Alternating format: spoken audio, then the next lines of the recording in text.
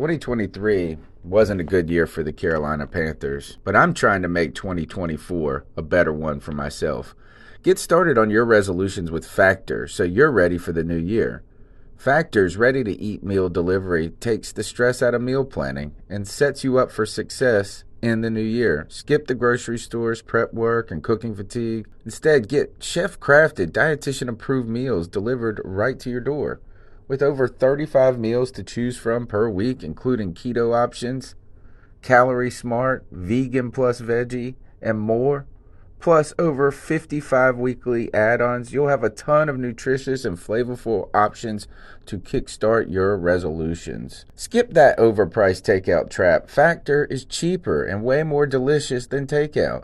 Get chef-crafted, restaurant-quality meals delivered right to your door, and they're ready to heat and eat in just 2 minutes, which means more time for you. Head to factormeals.com/C350 and use the promo code C350 to get 50% off. That's code C350 at factormeals.com/C350 to get 50% off. Looking for a fun way to win up to 25 times your money this basketball season? Test your skills on Prize Picks, the most exciting way to play daily fantasy sports. Just select 2 or more players, pick more or less on their projected stats, and place your entry. You could turn $10 into $250. Right now, Prize Picks will match your first deposit up to $100. Just visit prizepicks.com/fan and use code FAN. That's code FAN at prizepicks.com/fan. Must be present in certain states. Visit prizepicks.com for restrictions and details. Room where Carolina Panthers fans have an insatiable thirst for Panthers news and opinions. Only one podcast roars ferociously. It's the C3 Panthers Podcast. Yo, what to do? What the deal? My name's Tony Dunn. It's the C3 Panthers Podcast, brought to you by CarolinaCatChronicles.com. Every Tuesday night, these 4 homies chopping up the latest Panthers news and opinions from the fan perspective. Tonight's show is Weatherly takes a nap as Dak breaks the market, and the Panthers left holding the bag. We'll try to figure out whatever we should figure out about the Carolina Panthers offseason going into this turbulent water, as Carolina has made it known that Teddy Bridgewater is on the trading block, that he's not even worth a bag of Doritos, I think, at this point. Anyway, we'll have that. We have Weatherly saying he was complacent last year. And we'll talk about the greatest Panther ever, J.J. Jansen. How many years has this dude been on the team? 12. Since 22, yeah, or 12. And that's what I meant. Yeah. 22 years. Feels like it was 22, right? Yeah. Been here since their inaugural 1993 season. Oh, that's awesome. No, so we'll try to figure out a little bit. Taylor Moton franchise tag, maybe a deal. Some other news that's related to the Panthers, kind of secondary, like 6 degrees or whatever the separation rule is. But I'll have my homies help me figure all that out. And my main man, Cody Lashney, tearing up the airwaves, tearing up the live streams, getting into that quarterback film. Welcome back to the C3 Panthers Podcast.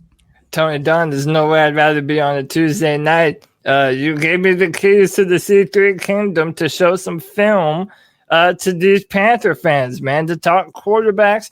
I love doing it. The fans seem interested in it. I'm going to do more of it, man. We're going to do some offensive tackles coming up here soon. I'm loving the film room. You know I'm a nerd for this kind of stuff, so I love it. To all the fans, listen, if you like the content that I'm doing, hit a like and subscribe, man. Show some love. Yeah, we have a bunch of stuff to talk about today. And as always, we're going to do it with the best Panther fans in all of YouTube. You already know it. It's Jason Lewis in the house, Brad Dugan, Moneybags Lawson, Chuck from Elizabeth City, Joey the Blind Panther Esquivel, Blake Bettis, Brad Dugan. Let me make sure I mention 10 Tizzy so he doesn't get his feelings all up in a tizzy. Jason Lewis, Nick Montiero, Blake Bettis, Tony Dunn. Ain't nothing to it but to do it, brother. Let's roll. CK in the house, the man of many streams on that game and all day long. How you doing, CK? Man, living the dream, as you all know. But I have to contest something. Cody said you'd have nowhere else you'd rather be. I guarantee you got 3 beautiful women in that bed behind you. There's some other places you'd rather be right now. Well, I mean, you know. Or maybe not. Maybe not. He wants to share that that visual love that he's making right there. Well, I mean, you know, look, when I say there's nowhere I'd rather be, there's nowhere I'd rather be. They would all have to be. They would have to. Yeah, they would have to get Caroline Can level hot or above. Maybe five. See, that's how much dedication I have to the show, boys. That's what I'm saying. I love it. We got Greg in the house, the Bat Daddy, the Man of Many podcast. What's up, dude? What's up, man? Tuesday night, always a fun place to be. Talk some Panthers football. I got a situational question I'm going to put out here tonight to ask y'all about some players. I'm interested to see what you're going to say because we might be put in the situation. So, all right, man, we might. The situation room. That's later to come on the C3 Panthers podcast. Hey guys, the number's 252-228-5098. You can jump in the conversation and call into the show. We will we'll host a call. We'll field your calls. It's going to be a lot of calls tonight.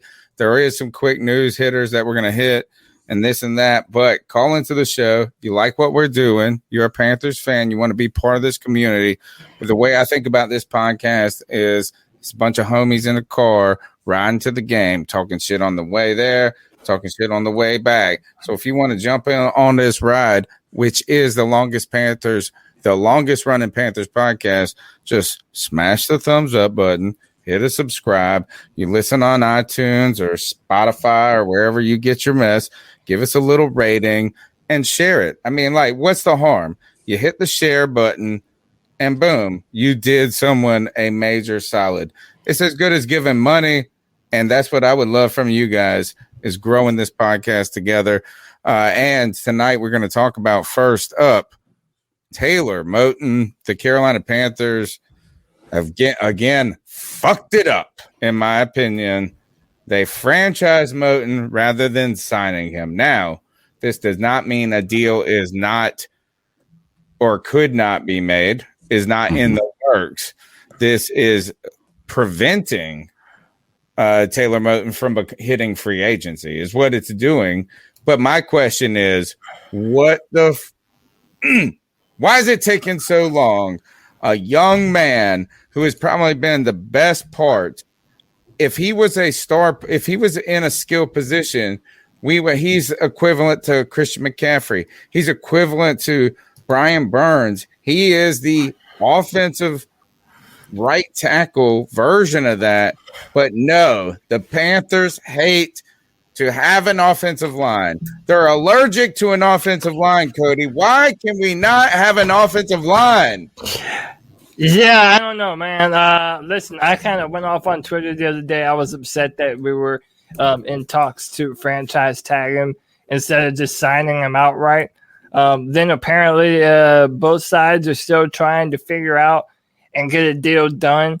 I'm not going to fully flip out yet because I kind of do think that they are going to try and sign him up. Listen, I'm kind of at the point where, you know, especially coming off the heels of Marty Hurney, like I'm at the point where I want to give Scott Fitterer the benefit of the doubt a little bit. I think in his very short tenure here, he's done some good things. He's made some moves that I think we all would do. He hasn't done anything. Well, look, anything? No. What has he really done? Can I tell you this right here is something important that he's done. To be truly honest with you, I know you say the franchise tag is bad, but think about it like this. His priority right now is getting a quarterback. They're doing everything they can to free up space. He's given himself as many options as he can to fight for that quarterback, whatever position, the draft pick or a free agent that he wants, and he's keeping Moton away from free agency. Yeah. That's a good move, in my opinion. Even beyond that, there's a couple of pieces to this that we just don't understand yet, right? The league has yet to establish what the cap is going to be this year. They haven't done it yet. Right. And they're waiting. And if you read into the news that we're probably going to be talking about at some point, which is this massive drop contract drop it right now.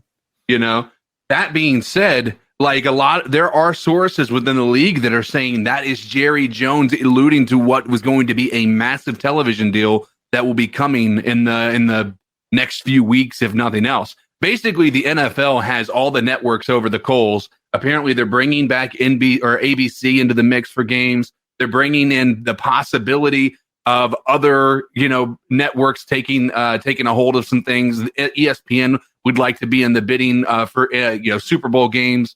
All of these things are starting to happen. And so when you see a contract like this coming out, when everybody is all indications it was going to be a massacre week, everybody was going to be cutting people because we didn't know what the contracts were going to look like because of we don't know what the cap is going to be. I think right now what our GM is doing is he's providing himself a bit of stability leading into an uncertain future. He knows that this is going to cost him this amount guaranteed, right? Whereas, and it might hurt us in the long run if this cap number comes out and it goes skyrocket. Well, guess what? Taylor Moton has another leg to stand on. Like, hey, you guys got more money. I ain't signing a long-term deal until you guys give me this much. And that's where Jerry Jones was really smart about this, even though he paid Dak way too much, in my opinion. Even though he's done wonders for that organization. And coming off a mega injury, man. Yeah.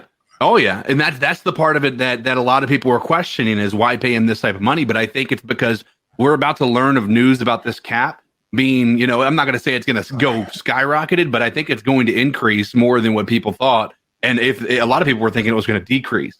I have a hard problem with this story and this kind of take. So all right. So the cap has been going up and up for the last 8 years. Yeah, something like that. Yes, are the TV companies going to come in they were just 2 years ago? I feel like a lot of these kind of networks just struggling to exist. Disney stock, interestingly, is very high right now. Yeah. It is just gone. It's doubled over the last 2 years, and Disney owns ESPN. Yeah, as far as I know, right? So there is the pandemic has kind of thrown a curveball into what we saw digital media or whatever you want to call it, what we thought was becoming of it. And we thought they were losing traction in some ways.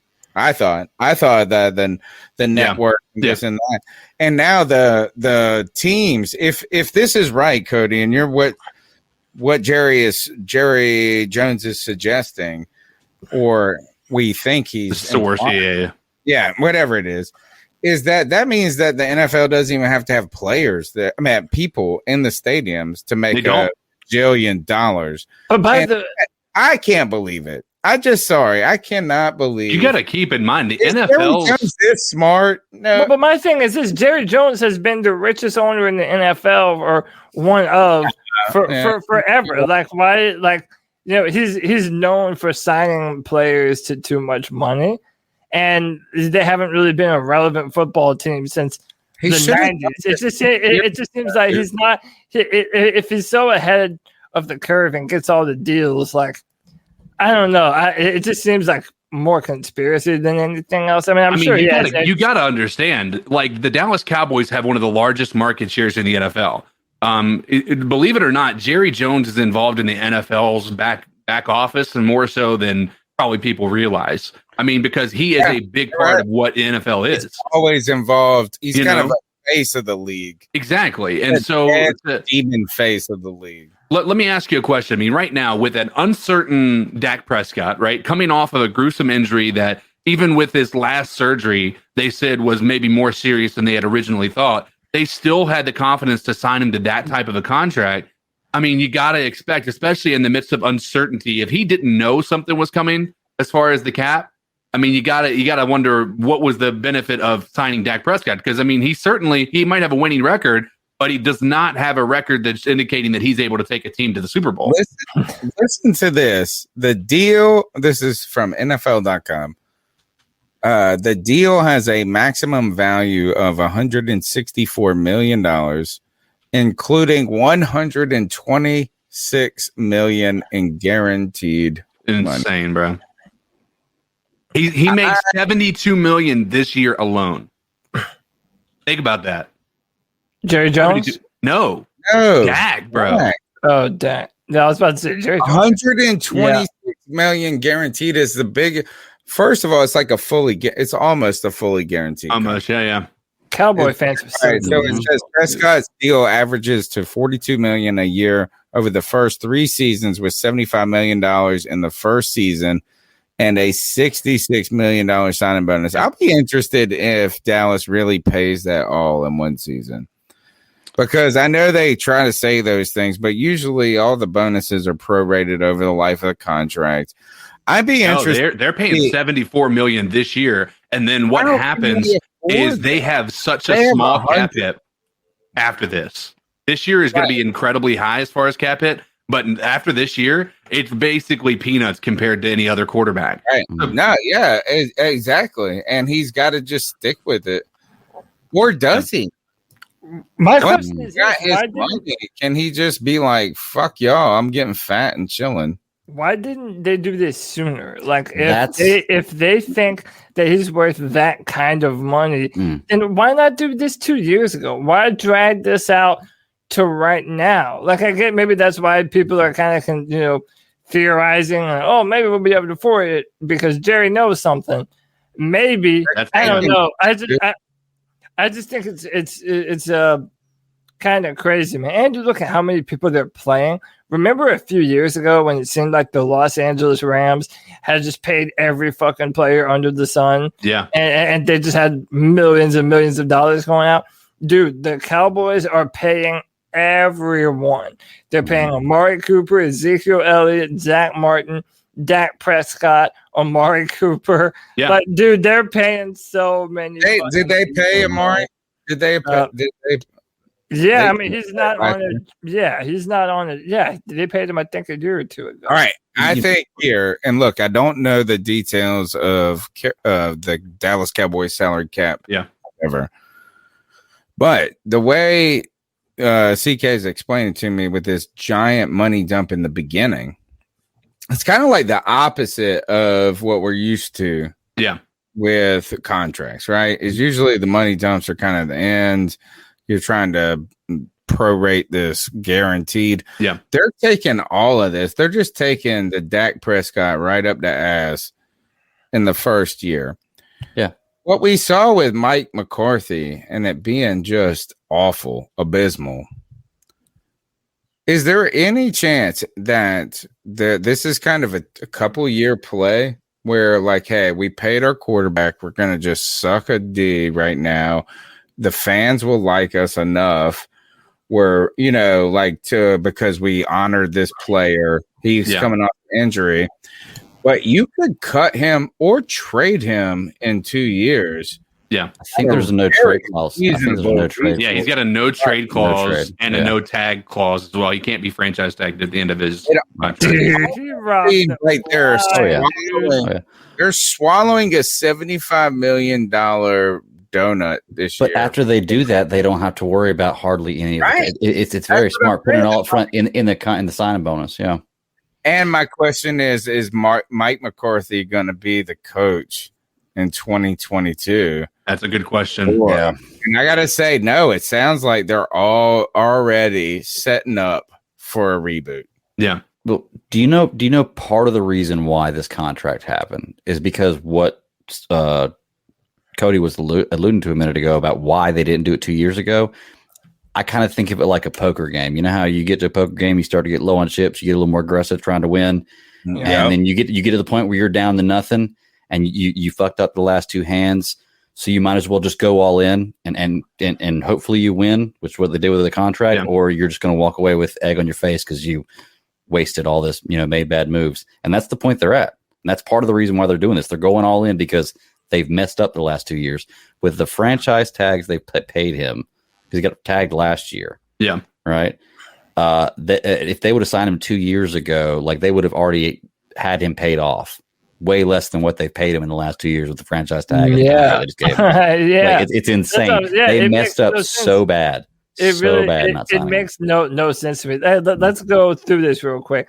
Do any of us think that Dak is worth that money? No. I sure not don't. That money. The thing everybody wanted to point out. Let's look at it from this perspective. Everybody last year wanted to point out how bad the Dallas Cowboys were after he left. they were already really bad before he even got injured. Like they weren't winning very many games. He was throwing like 5,000 yards. He was. But again, I mean, they were not winning. They weren't like, so I mean, as far as putting all that money on that position, even with him being in there and throwing the rock around, like, and a lot of that was garbage time. Let's be honest. Let's go back and watch that. You're right. A lot of that, they were down by 20 points and they were just having to air the ball out. You're right.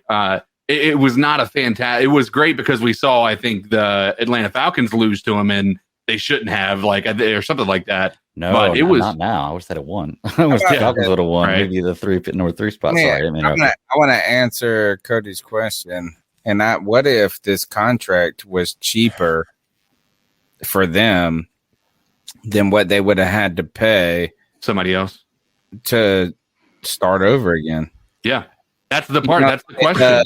Like, do they have to trade up? Do they have to do they have to suck for a year? Do they have to this or that? Is this contract cheaper? Yes, it's the most expensive contract in the history of the history.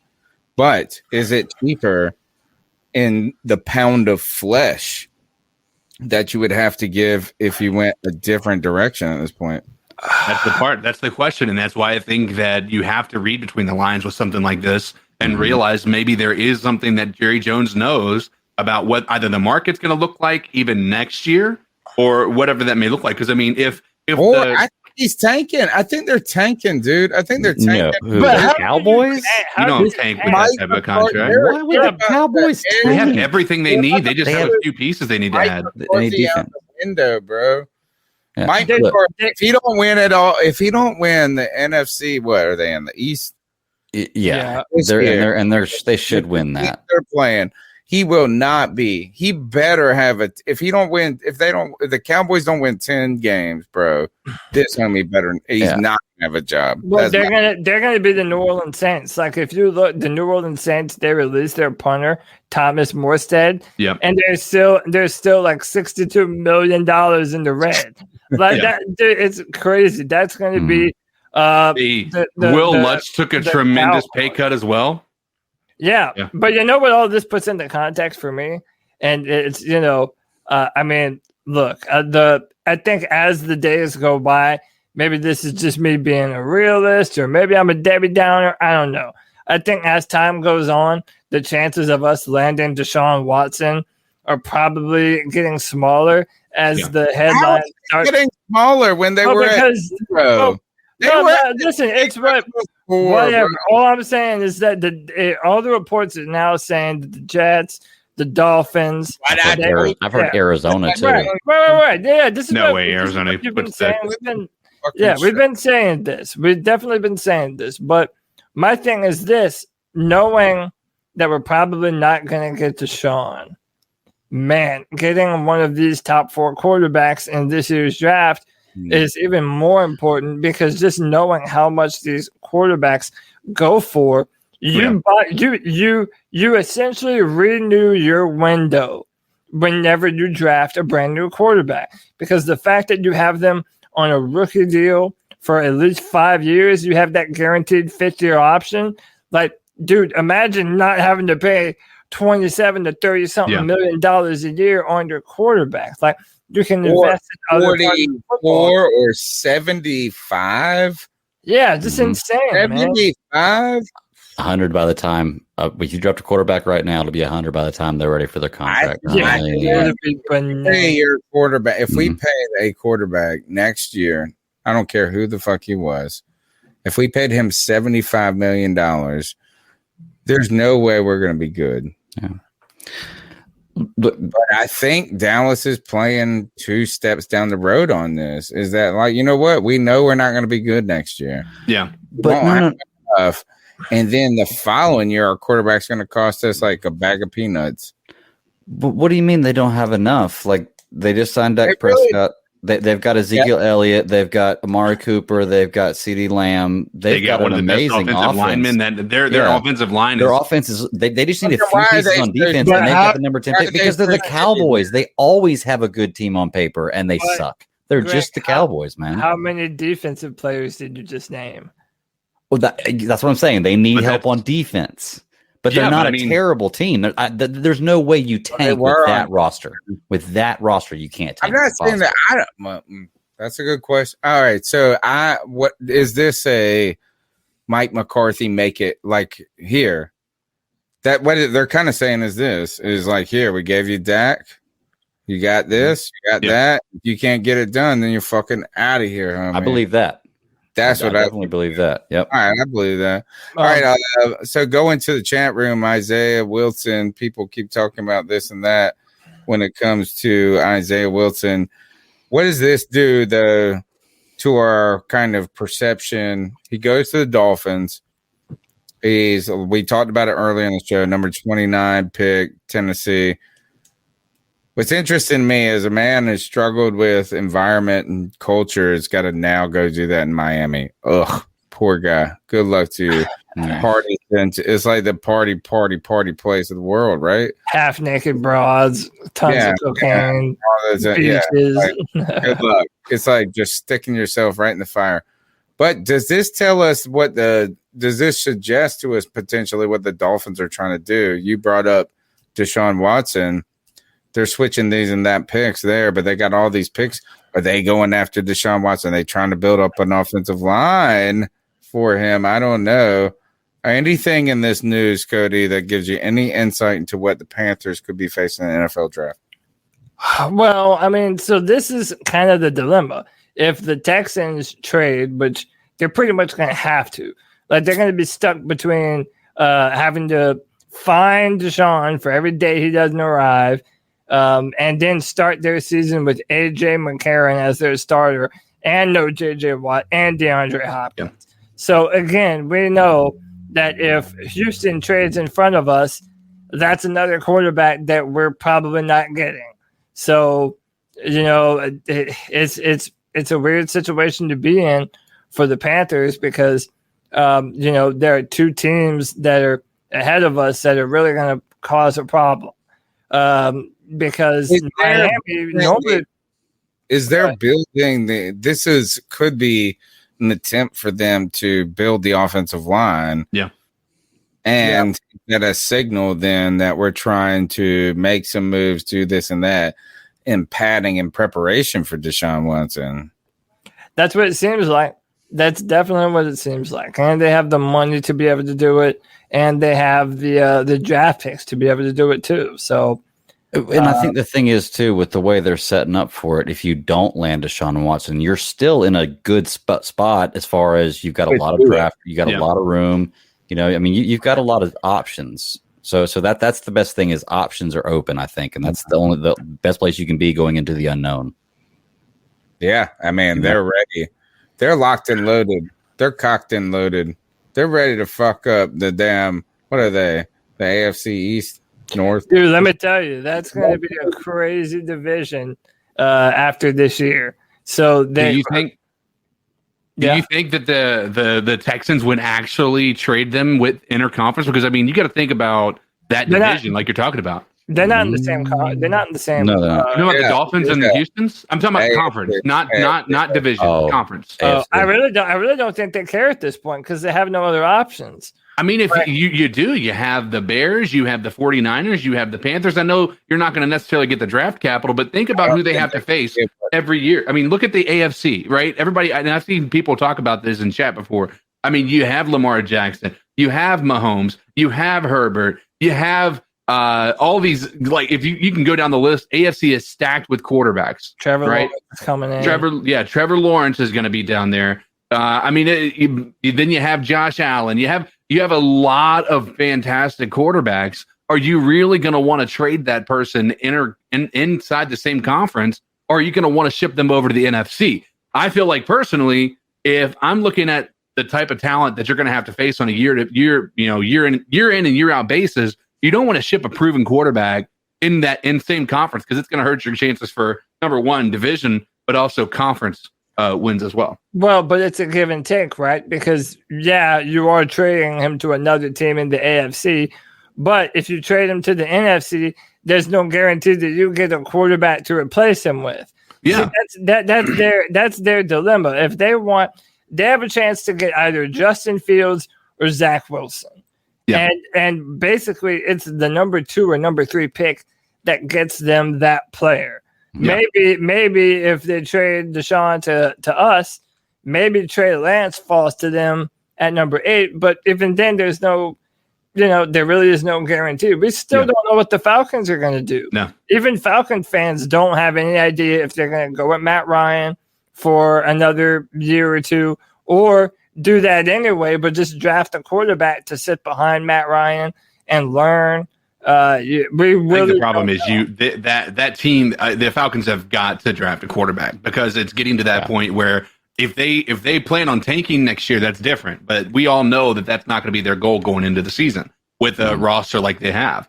I mean, they've always had a good offense. They have Julio Jones. The amount of money they're paying out to not be a contender would be asinine for them not to try to play and win this year. But if you're not playing to tank this year, well, guess what? You're that much closer to not having a quarterback when Matt Ryan does either start his decline, if he hasn't already started it. So I think they definitely are going to be going quarterback this year.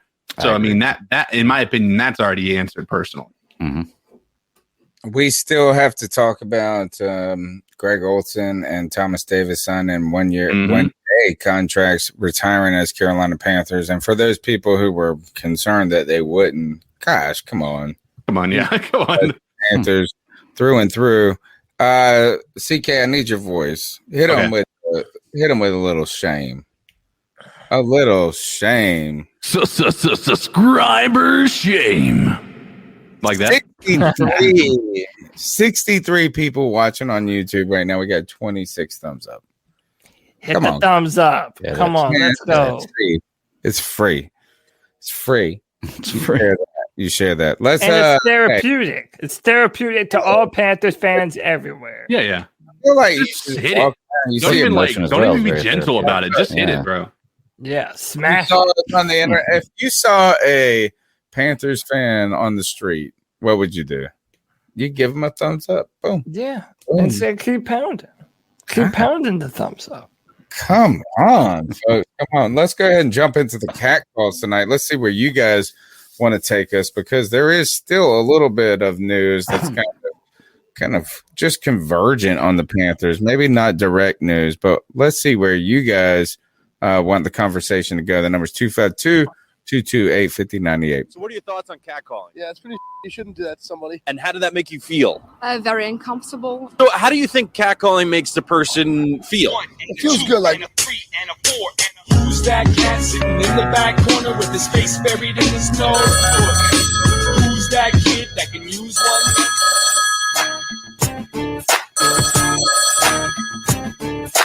Yo, Panther family, Panther Nation, C3 fam, all y'all in the chat.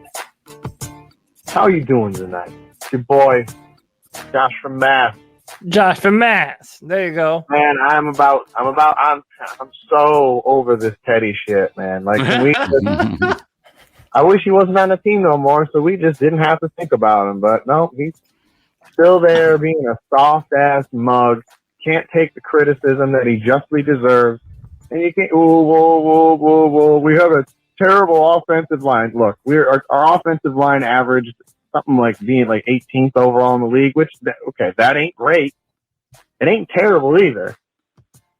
It has been said over and over and over. It's probably the best that offensive line has looked since 2017, give or take. So, maybe even the best it's looked since the Super Bowl run. But enough of making excuses for this man. It's so sad. It's so pathetic. He ain't giving nothing to this franchise. He's never going to give anything to this franchise. I don't know if y'all noticed that. He ain't going to give nothing to the Carolinas other than just being a dude who rides into town, collects his paycheck, and goes and does his business, his shitty business somewhere else. Like a bad insurance salesman. He needs to get kicked the fuck out of Charlotte ASAP. And looking to the draft, the more I see, the more certain opinions get confirmed, and the more certain opinions kind of change. Kind of warmed up to Lance and Fields a bit, checking out some film, listening to what a wider array of analysts have had to say about him. Warmed up to those prospects. But the pot roast brain mugs who are out there going, we get Mac Jones. No. Nah, yo, y'all sit down. Go back to eating your fucking crayons over there at the kids' table. We ain't need that kind of bullshit. Like this stick man, pocket only, needs an elite O-line, needs elite weapons, needs elite everything around there, and then he'll probably need a solid defense because if he doesn't have all of those things on offense around him, he's probably not going to be the guy to pull it out in tricky situations. You know, everybody go, oh, well, that's what your defense is for. Like, your defense isn't ever supposed to let up points. Like, sometimes people just figure y'all out. Or you have a bad week, or somebody gets hurt. So you need a complete team. But you can't be in need of a completely elite team to cover up for your bad quarterback. Oh, yeah. man, I'm out of time. Hold on, we got to flip this over. Side 2. Hit the B side. All right, let's see what he's going to say. I think. Lay. Hey, Josh from Mass. Welcome to Side B. Anyway, and by the time you hear this, it'll be on the verge of free agency really starting and the cuts really starting. But once that happens, y'all think that the class of tight ends that's out there on the free agent market is ridiculous? Wait till you see what's going to be coming. Like, this is why, like, nah. Don't make any moves now. Wait. Because the cuts are coming, and they're going to be – it's going to look like a massacre because a lot of teams didn't count on this cap being where it is. There's a lot of teams that seem to just think that the cap was still going to be over $200 million, and it ain't. It ain't going to be 185 either. It's going to be rough for a lot of teams. So we're actually in a pretty good situation. I believe we've got the most cap space in the NFC. Yeah, we do. Oh, wow. You know, with a flooded market, man, and decent cap space, we might be able to pull a lot off. Yeah. And I'm not talking picking guys up for 1 or 2 years and trying to make a push or make a run or whatever. No, I'm talking you could pick guys up on probably 3-4 year deals and have them cover the needs so that way we're not trying to draft guys all over the goddamn place. Because this roster is so holy right now that you think yourself blessed it. I mean, hey, listen. This roster is like a Mennonite's bed sheet. There's a hole in it. You know what I'm saying? But through it all here, we got to get rid of Teddy. We need to draft a quarterback. I'd like us to not have to move up. But I don't trust teams like Atlanta. Yeah. I don't trust Philly. Well, no, we're not Philly is a team that should just be told, no, you don't get to draft no more quarterbacks. Because you draft a quarterback every goddamn year and you do nothing with them. You just go sit down somewhere. And then the whole NFC East should just have to give up their draft picks for being a mockery this year. And, and I will say this. If Teddy Bridgewater is the starting quarterback during the season, it's going to make me strongly question whether I come down to Charlotte from Massachusetts and watch a game, assuming we can do that. Make it to the games, yeah. It's going to make me think real hard about it. Like, I'm not going to pay all that money and invest all that time and bring friends and family and shit with me if we're just going to trot out this sad, sorry, soft motherfucker. Would you come down out of time? Josh, would you come down if we started Will Greer though? No, probably not. I mean, I don't know. That'd be a good question if we could ask him. We could run through the list. PJ Walker, are you making the trip to see PJ? No. How about Will Greer? No, probably not. That actually brings me to Zero Chill in the chat. He was pretty much saying, do we have to draft a quarterback? Like, is it do or die for us to draft a quarterback? No, certainly it's not. I think it is, man. For this year, if we want to be relevant this year, it is. But it's never do or die when you are in the middle of a rebuild. Like, right? I mean, we could absolutely be. I mean, it might be something that we make a big priority, but at the same time, if we didn't and we made a priority to maybe, realize that who knows who's on the market next year, there's a lot of different moving parts. The thing that I think is I wanted to talk about, and just to urge Tony, is we could probably get all these free agents that are hitting the market if they come in for the vet mid. Oh my God! Yeah, if they come for the vet mid, but yeah, that's I think it'd be facetious. Yeah, because here probably at the wall, CK. Yeah. I know. But what I was going to say is like, how many times I haven't said something about it. Like I think he's trolling me. Oh, I think he is too. After you said it the first time, I think he's now doing it. Not me, but like he has been doing this. Josh Klein from the Riot Report, every single player. And you know what? I will tell you this. I'm calling you out, Josh Klein, for this. Is stop all of a sudden because you have become part of the media, the local media, because you're credentialed, right?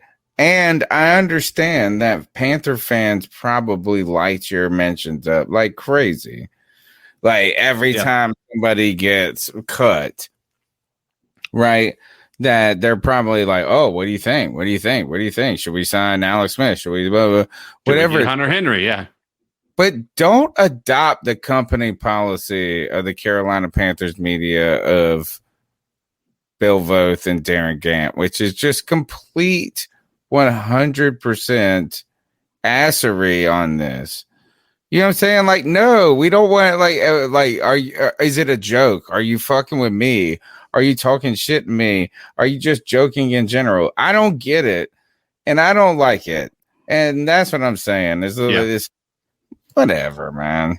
Yeah, especially since we're a small market team, talking down to fans like they're stupid. It's just not really a great look. Certainly, I'll be the first to say that. But you got to keep in mind.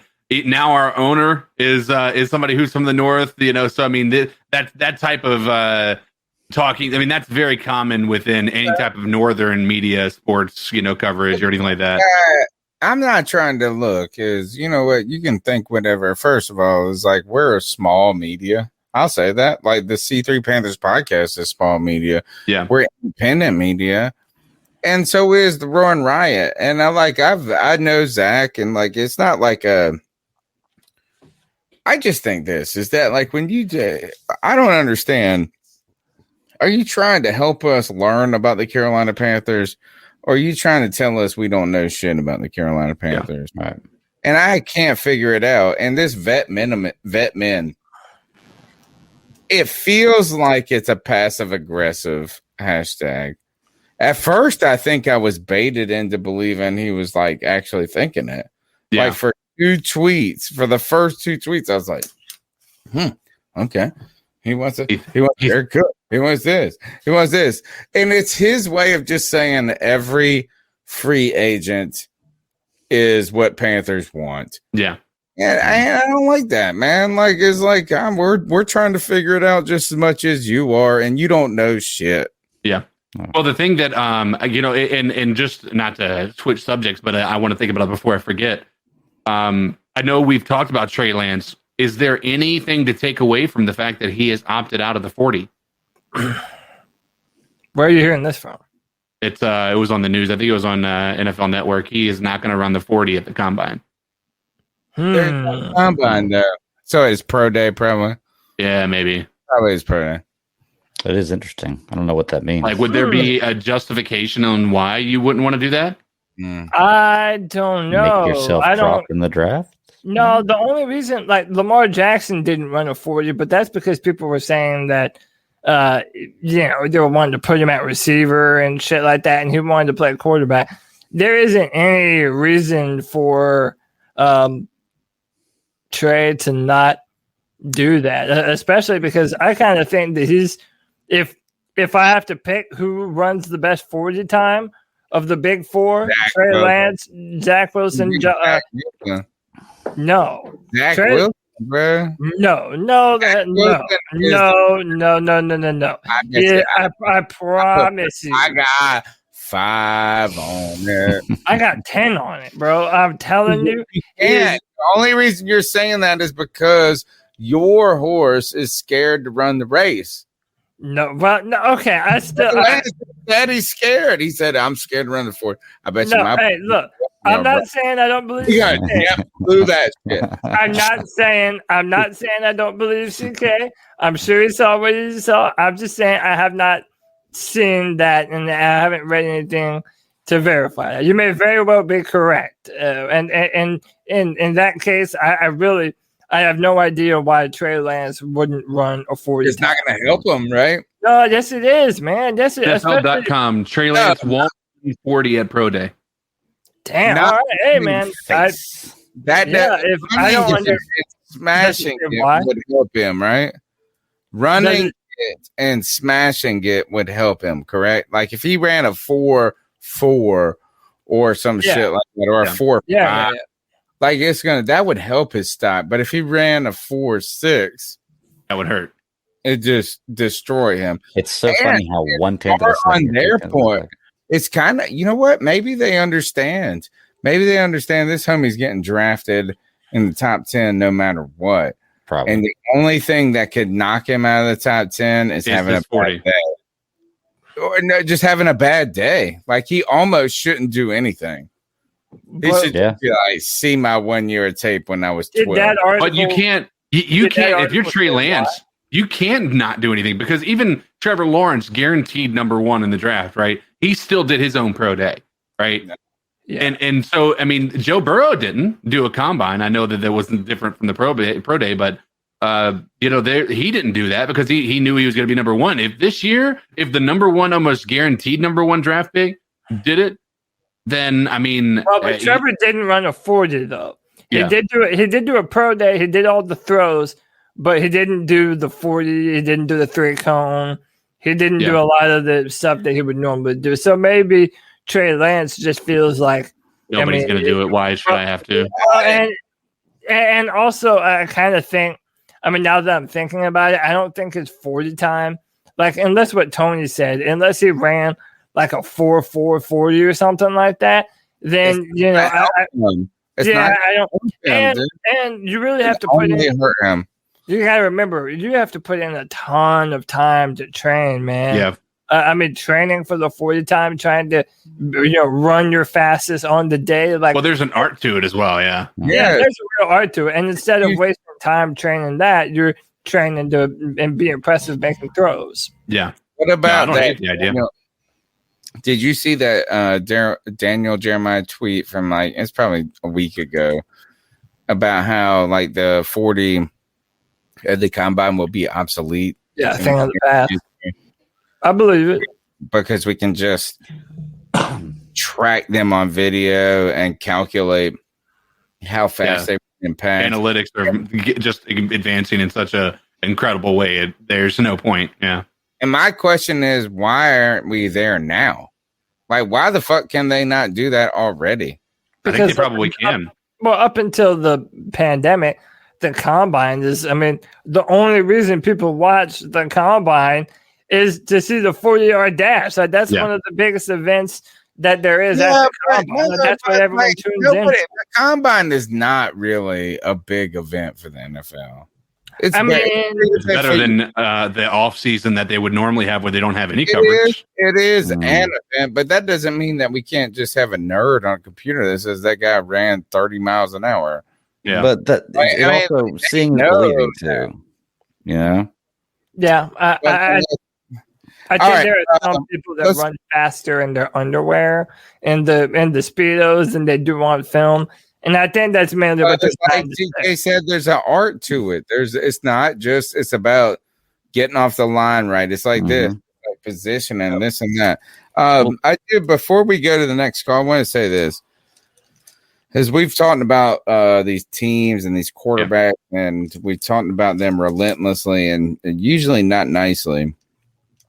But I have a problem with a certain person on Twitter, and they don't have a name. I don't know their tag or anything. They're not a real person. But it's the person that says this, is that Teddy's a good guy, but he's not a good quarterback. Why do they feel like they can make a comment about him being a good dude. Why does everybody have to quantify any criticism about Teddy Bridgewater with he's a good dude? How do we know that?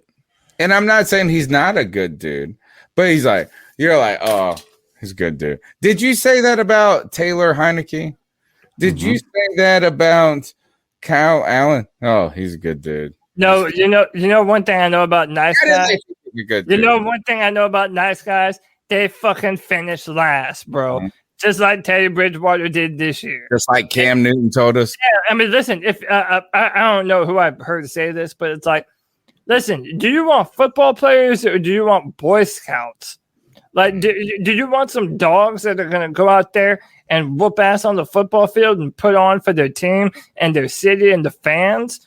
Or, do you want someone who's really nice and good in the community? Like, yeah, listen, we all love a nice guy doing stuff in the community. Is he even nice? How about this? We thought Stephen Weatherly. We thought Stephen Weatherly was good.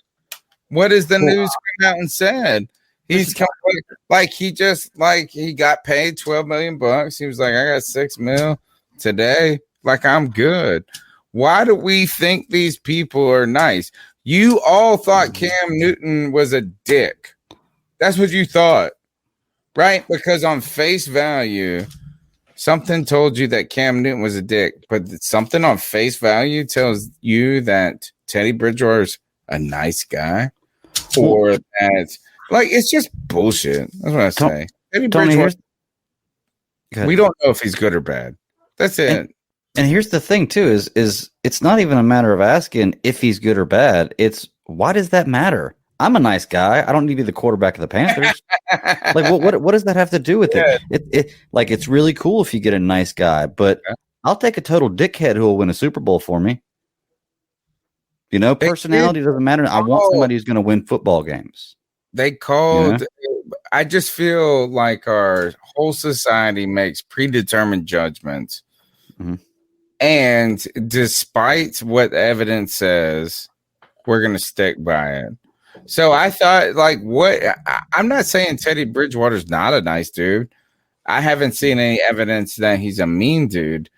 At the same time, I'm not just really confident that I would write a fucking letter of recommendation for him as a person. Yeah. Why all of a sudden do you quantify him as a good dude? And then other people are like, Cam's a dick. Because he drives the minivan and he writes children's books. And they're all kind of weird on their own. Because he's not loud. No, I don't buy it. Because he's not loud. That's why. Because he doesn't make a ruckus. When you see, not saying he doesn't.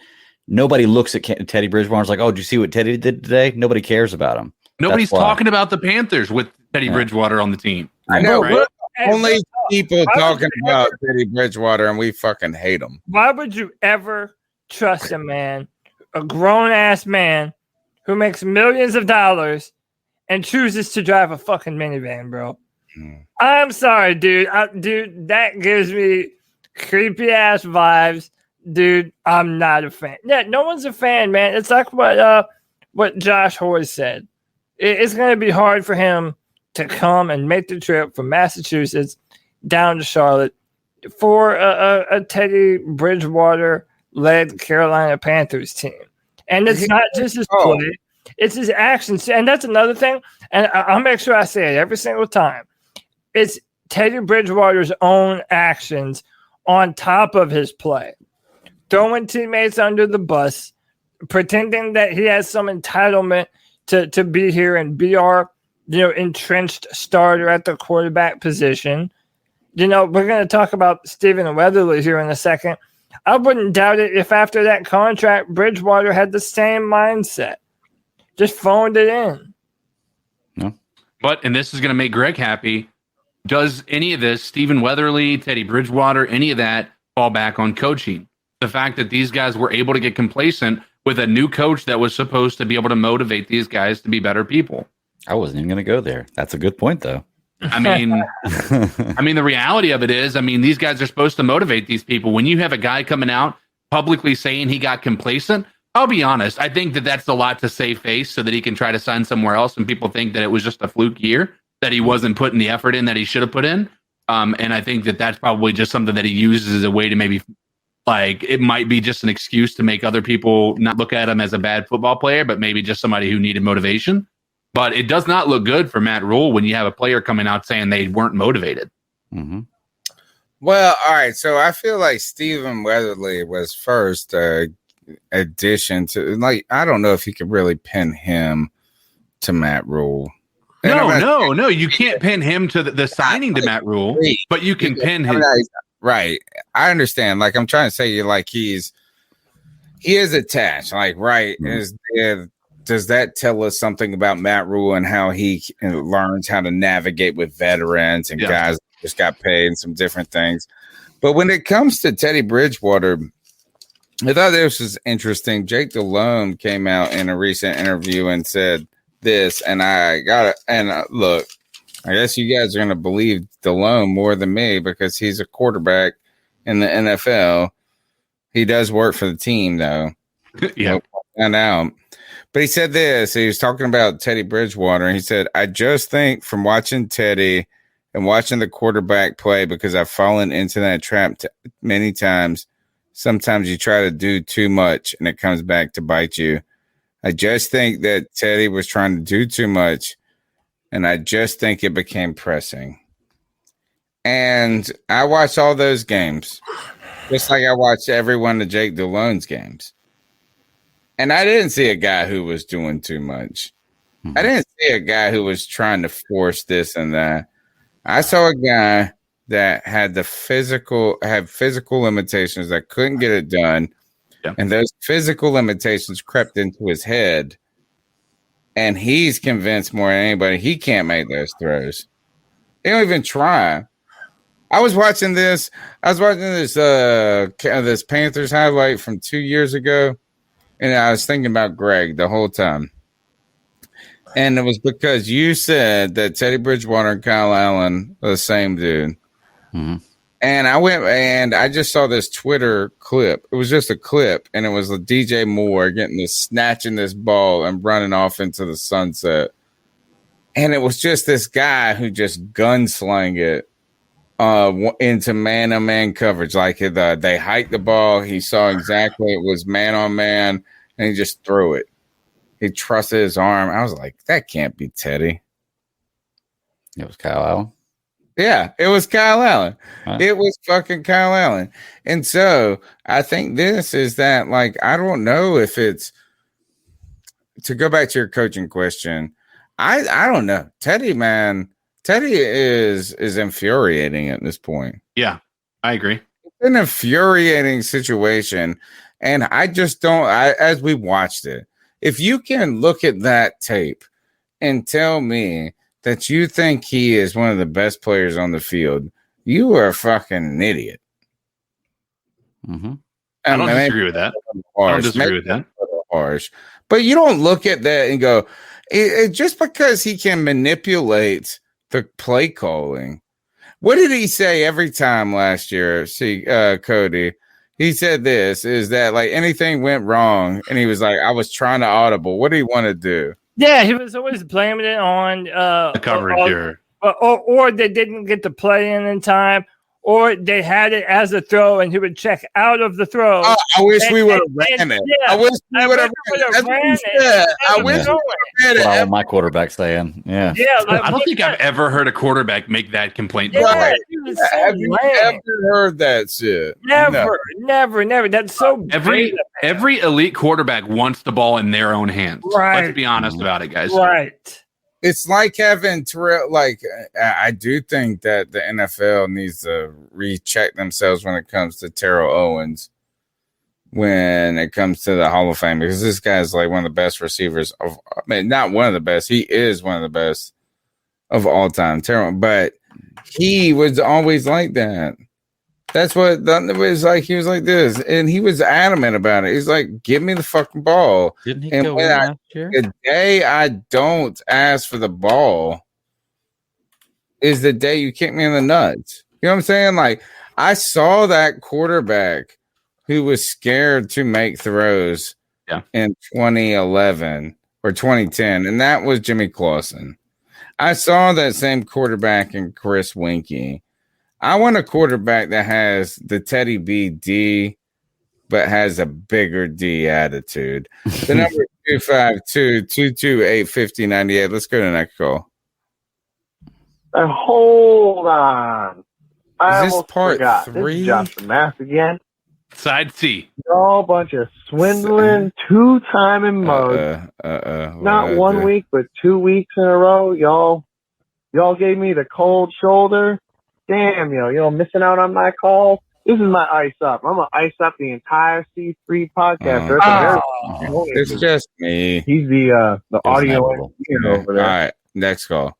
I'm icing you up. Next call. Yeah, this is Chad, first-time caller, long-time listener. Oh, whoa, I was whoa, thinking, whoa. I gotta bring you back. I think his name is Chad, and he is my man. What's up? Hold on. No. Back to Josh. Yeah, this is Chad, first-time caller, long-time listener. I was thinking this year with the draft, I think the approach I would prefer as a Panthers fan is to at 8, depending on who's there, if the top 3 quarterbacks are gone and we still have Trey Lance there, or I would look to trade back. I would see if San Francisco's interested. We could trade back to the 12th pick and acquire more assets. And the reason I say that is looking at the formula we used in 2015. We are short the superstar quarterback, but maybe this is the year, we don't get the quarterback, but we keep building through the draft. That 2015 team had 1, 2, 3, 4, 5, 6, 7, 8, 9, 10 first round picks in the starting lineup. We're nowhere near that right now. So I think what would serve us best is to fill a hole, take the top defensive back at 12. Who's left, or top offensive lineman, left tackle if there's one there. Guys like Slater who could drop, or even the top defensive back J.C. Horn who could be there. Maybe even look at if Micah Parsons drops, Patrick Surtain, Caleb Farley. Just get the top talent, best player available, plug another hole. We saw with the 2015 team sort of that formula, which is you got to have stars at every level. You got to have. We had Michael Orr at left tackle, I think. Hold on. I'm about to pause this call. You got to have some offensive. We're going to finish the call, but what in that 2015 team really truly told us we had to have stars in every level?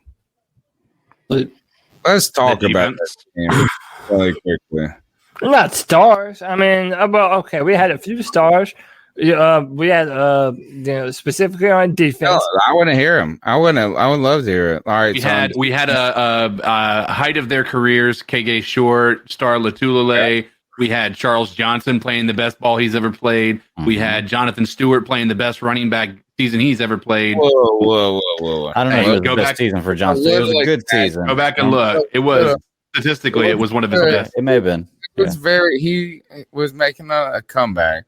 Yeah. But on defense, we had KK. We had KK, Luke, Josh Norman. We had a defense. But all right, so we had a 5th round pick or whatever in Josh Norman, who had a superstar year. Mm-hmm. Yep. But then I don't know if we were as star studded. Ron Harper. We have Roman Harper.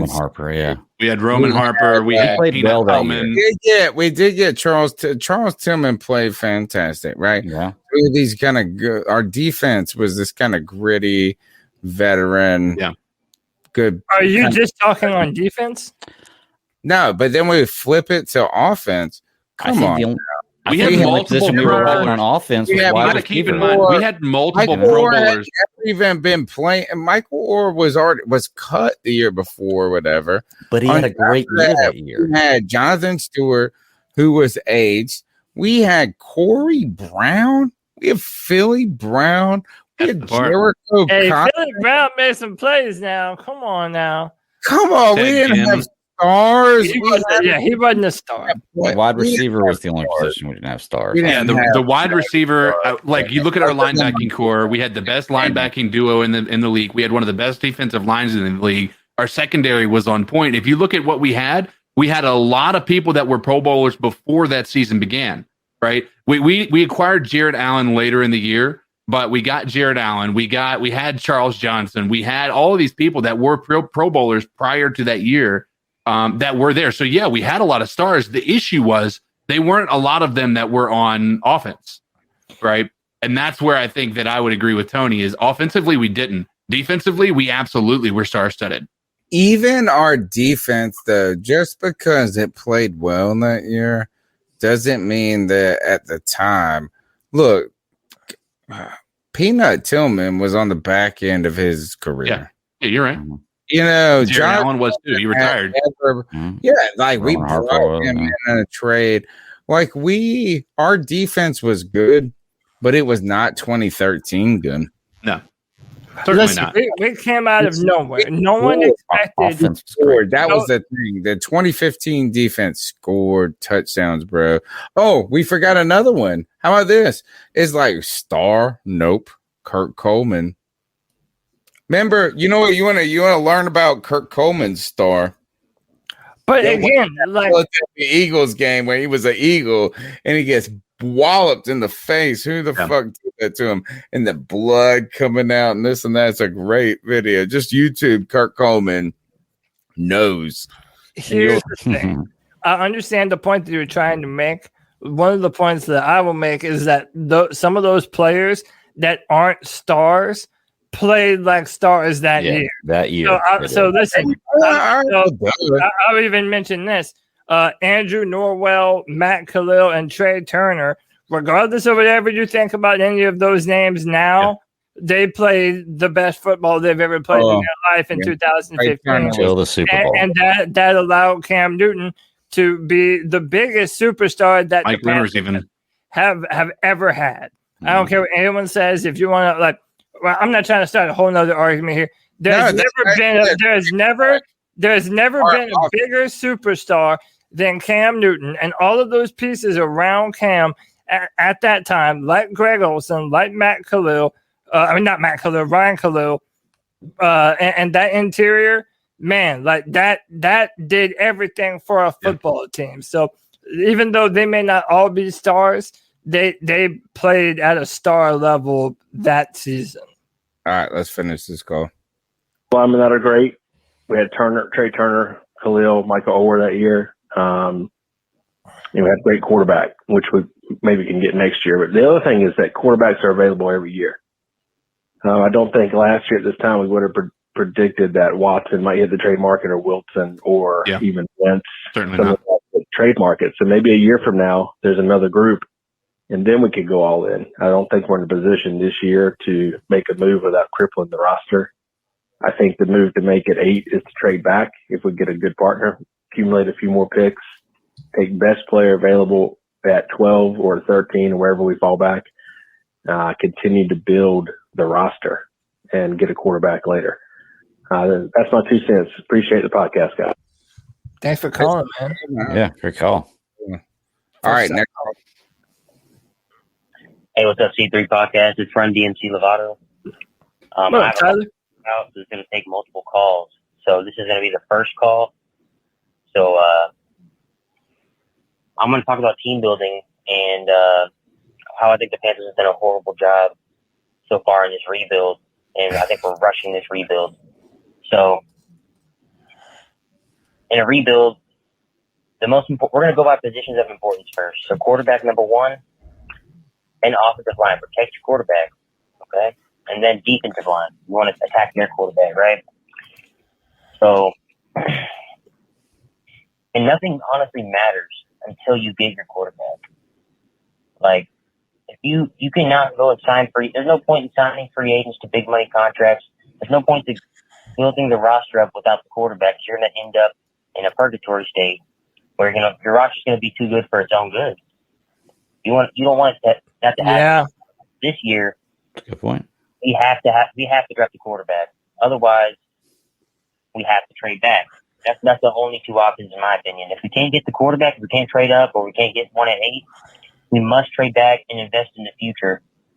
Because this year's a wash. If we don't get the quarterback, this year's a wash. We have no chance at the Super Bowl. Even if we get a quarterback this year, there's still no chance at the Super Bowl. But there is, hope, and that's when you start the roster building. Once you get the quarterback, you start building the roster. So we need the offensive line. We need the defensive line. We started investing in defensive line. We have Brian Burns. We have Derek Brown. Gross Matos, I don't know. But the offensive line is horrible. And we need the quarterback first. We need to get the quarterback so all these other investments aren't for nothing. So if we can't get a quarterback this year, I say we trade back to the late first round, get it first next year. You need to get stuff for next year, so next year you can trade up to get a quarterback. And also get rid of people that aren't going to contribute for the rebuild. So you have a Super Bowl window within 5 years. And in those 5 years on the rookie contract with the quarterback, that's when you build the roster around him. That's the time to do it. So I say we trade back with like Green Bay to like 27 or whatever, get a future first. Maybe next year will be horrible, and we can get a quarterback. If we don't have, if we're not in range, we trade up for him because we'll have an extra first. Like the Jets have done. They have 2 firsts this year. The Dolphins have 3 first. Like we need to stock up on picks for the future if we can't get a quarterback this year. Otherwise, it's all for nothing. What's the point of taking a Patrick Surtain if you don't have a quarterback? There's no point in that. There's no point in taking a tight end. There's no point in honestly picking an offensive lineman there. You need to get a quarterback first. That's the first. I agree with almost everything that Tyler said, man. And I think, Greg had a question around this that he wanted to pose to us too. But yeah, I mean, it's still so early to tell. But this is what I've been trying to say to all the trade backers. Like, if you trade back to all the trade backers, if you trade back and you end up getting all these players, Tyler actually made a good point. You risk being too good for your own good. Like you're putting yourself in a position where you're not quite good enough to make a Super Bowl. Maybe you can sneak into a wild card spot, but you don't have the quarterback. Rookies would do that. No. Dude, the Washington football team did it this year. They snuck into the playoffs. Did they have any right to be there? That's what I'm talking about. They were in a division where no one won. It's like, it's not real. Like, that's not a real thing. Is that this will never. The only thing that made that happen is that Ron Rivera has done it twice. Ron Rivera is the only coach in the history of the world that's been to the playoffs with losing records twice. So we've seen it happen. It could happen again. No, it can't happen. I've seen it happen 3 times in my life. Yeah, exactly. We're going to be too good to have a top 10 pick. Guard yourself into the playoffs, I mean. But you're not just talking about one pick. You're talking about an entire draft that doesn't include the quarterback, that bolsters your roster, but still doesn't get you the quarterback that you need to put you over the edge. Like that's the main point. Like I don't get that much better with rookies. I don't believe it. All right, let's go to the next. Look, he's got more to say, bro. He's got more to say. Hey, it's Run BNC Lovato. This is call number 2. Please go listen to the first call before you listen to this call, or you're going to be lost. All right, so team building. He knows it, Tony. You have to get the quarterback, offensive line, and defensive line set. That's how you win a Super Bowl, okay? So once you get all that, that's when everything else, when you pay players, that's all extra. That's like icing on the damn cake, okay? A cornerback is icing on the cake. A linebacker is icing on the cake. But what you do not do in a rebuild is when you don't even have a quarterback, pay an outside linebacker high money when he's not even, honestly, he never even proved that he was worth the money. And even if he was worth the money, there's no point in having a Shaq Thompson when you're in a rebuild mode. There's no point in that. That's not a position of need. That's a high position of value. Yeah. You want to get positions of value for the future, not in a rebuild. You get a guy like a Shaq Thompson when you're a Green Bay Packers team, when you're ready to win now. That's when you pay. That's when you overpay players at positions that are not that valuable. You don't pay players that are not in a position of value if you're rebuilding. It's not how it works. You need to get the trenches set, both of the trenches set. You find the quarterback first. You tank, you fucking lose games. Who gives a shit? You're not going to win shit regardless. You have to get the fucking quarterback. You have to get the fucking trenches set. Then everything else is icing on the fucking cake. You don't pay a fucking outside linebacker money. We're not going to pay Curtis Samuel. There's no fucking point. He's going to be catching balls from Teddy Bridgewater next year if we don't get a fucking quarterback. You fucking fund the quarterback. Then all these other positions are icing on the fucking cake. And Jeremy Chin, he's fucking elite. He might have a Hall of Fame career. Not a high position of value, but he might be worth. He might be an exception to that rule. But a Brian Burns is someone that you will pay because he's a fucking. He has a high position of value and he's fucking elite. You pay that even if you're in a rebuild. You pay defensive linemen and offensive linemen in a rebuild. You don't pay fucking outside linebackers. You don't pay cornerbacks. There's no point in having a fucking shutdown corner if you have fucking Teddy Bridgewater out there. There's no point in any of this shit. So that's my point. Because this rebuild has been horrific. Like, who the fuck pays Shaq Thompson top dollar when you're in a fucking rebuild? You have no quarterback. You have no offensive line. The defense was horrible last year. Like, even before the draft, we didn't know. Our defense looked horrible on paper, and we still paid Shaq. What was the point of that? You might as well just free your cap space, free your contract, and plan for the future. Be the worst team you can be this year. Tank for fucking the best quarterback in the draft. Get that quarterback. Build the trenches. After that, you can fucking pay people that are not in positions of value. That's my opinion. What do you guys think? Look, Tyler, man, you've kind of summed up everything I've been saying for, a few weeks now. Again, the whole tanking thing is controversial in and of itself because, people will think that you're saying the players should go out there and intentionally lose and that the coaches should call bad plays. And that's never, in my opinion, what you're talking about when you talk tanking. But also, to your point, we've signed a bunch of bad contracts, and Marty Herney should have been fired way sooner than he was, and that's why these things started to happen to us, man. Overpaying Shaq Thompson, Stephen Weatherly paying all that money for Teddy Bridgewater. It's just egregious now. And looking back on it, we know how many bad moves were made. But that said, yeah, look, I've been saying forever that we have to get a quarterback in this draft, and I don't mind moving up for it. Everybody wants to trade back. I'm telling you, having a franchise quarterback on your roster for cheap for 5 years, dude, those first-round picks, they come and go. If you have a quarterback that your football staff is in love with, that your coaches love, that the owner loves, you have to take a chance, man. You have to go up and get them. That's what the Chiefs did for Mahomes. That's what the Bills did for Josh Allen. You have to do that sometime. And the Panthers are in a position where it's looking like we're probably going to have to do that. Yeah, the only thing to Tyler's credit, though, with those exact examples is they already had a team outside of maybe a few pieces, right? The Chiefs were already the Chiefs. They were still going to the playoffs pretty much every year with Alex Smith. They just weren't making it to the Super Bowl, right? And then they got their quarterback, and all of a sudden, guess what? Now they were a Super Bowl contender. They built their team first, and then they were able to go and pay everybody and then have a quarterback that wasn't just destroying the cap. We'll see what happens now that Mahomes is making the money he's going to be making, because I think that's going to impact the way that team's going to look. But I agree. I think there's a certain level that I don't think anybody's wrong, right? You can pull examples of every single person, every single type, people who have built a team first and then succeeded because they already had a team there. You can see a team that built their team around their quarterback and they succeeded. I mean, there's examples everywhere. There is not one that's going to be a surefire way that's going to succeed. And one has not been proven more likely to succeed than another, in my opinion, based on what I've seen with teams in my history. I just think it's a matter of philosophically what's going to happen and your coaching and whether or not you're able to draft well.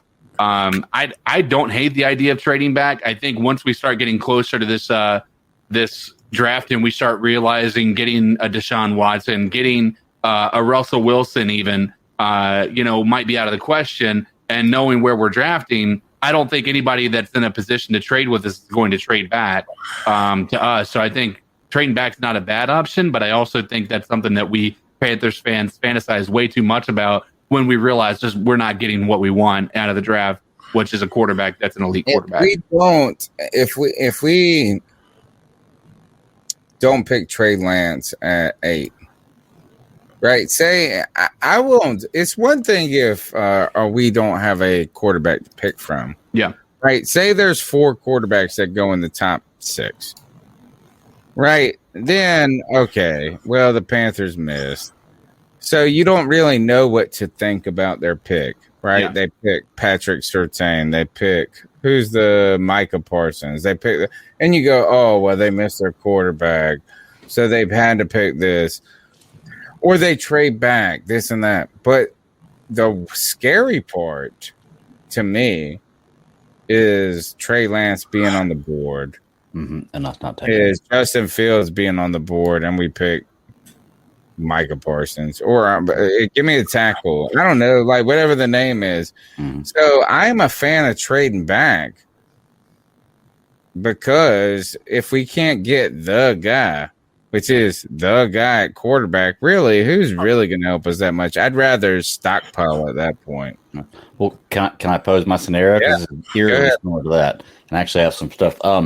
Okay, so the same situation. The quarterbacks are gone. We don't have the option of drafting a quarterback. In my scenario, you don't have the option of trading back. Who is the guy you draft? And I have Who are the tackles, Cody? I mean, it's got to be a tackle, man. If we don't draft a left tackle there, if we draft a linebacker and we don't get a tackle, I'm gonna kill myself again. Can I throw somebody out there that I've been researching? Yeah, sure. Throw your guy out there, and then do you have a video?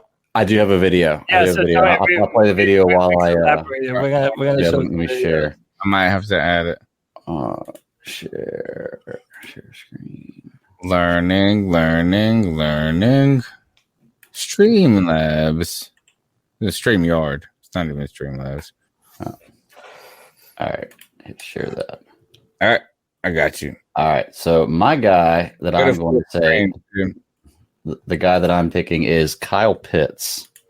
I know this sounds crazy picking a tight end at 8, Tony. I know you don't like the idea of a tight end at 8, but listen to me, man. This guy is 6'6", 246. He's like 15 pounds lighter than Gronk. This guy is amazing. Absolutely amazing. This is a Rob Gronkowski style type player right here. I wouldn't say his blocking is as good, but blocking you can be taught.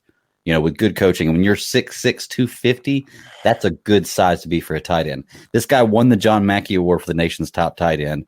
He had 11 touchdowns, which put him number 4 in the entire FBS for receptions and touchdowns among receivers and everybody else. He only had 43 receptions, 770 yards, and 12 touchdowns this year. But he only played 7.5 games. So that's a pretty damn good number with 7.5 games. He was unanimous first-team All-American. He was a semi finalist for the Blitnikoff Award, and he was top 10 in Heisman voting, which hadn't happened for a tight end in 43 years. This guy's legit, man. And the best thing about a tight end that can receive like this, if you don't have the quarterback and we have to go with Teddy Bridgewater, if you look at these highlights, he can catch some balls that are not thrown in the greatest positions. Like he has the hands to do it. Big guy, and that's good for blocking too. Like it's a dual purpose type thing. So I would say, me personally, and once again, I was a big O.J. Howard guy a few years ago too. I think a tight end is a very important position to have in football. Generally, teams that are really good have that position locked up. When we've had good tight ends, we've played really well. I think the tight end is the way we should go right here. If you have this guy, who I think is a Rob Gronkowski level player, is who you should get. I mean, lock him up for the next 10 years in that position. 10 years? I'm not saying give him a contract for 10 years. I think you can draft him now and keep him. Yeah. So, man, so many things. But one, you made Brad Dugan very happy. No. The answer is fucking no. You've made Brad Dugan our resident Florida Gator fan. You've made this him guy's very legit, happy. Man. I'm telling you. Listen, man, my only thing is this, dude. he is legitimately one of the best receivers in this class. Yeah. I mean, look, you're seeing the highlights. I mean, when the ball is in the air, this dude goes up and gets it. And to be frank, he has a better frame than any of the receivers coming out in this class. He's bigger than Jamar Chase. He's bigger than Devonta Smith. He might run a low 4.5 or even in the 4.4s. My problem with him is what he's classified as. If you're a tight end and I can't leave you in on third down to pass protect, then you're not a tight end anymore. Because then when the defense knows that you're on the field, they know that they have to game plan for you being on the field.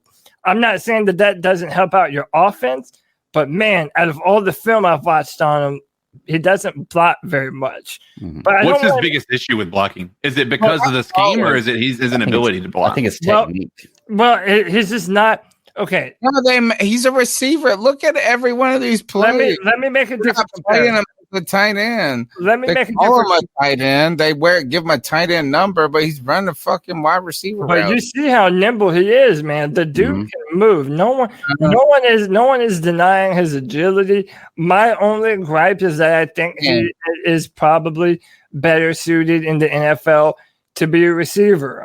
If I could make a different comparison, enough, dude. Look at this. I would if I could make a different comparison, I would say instead of Gronk, more Darren Waller for the Raiders.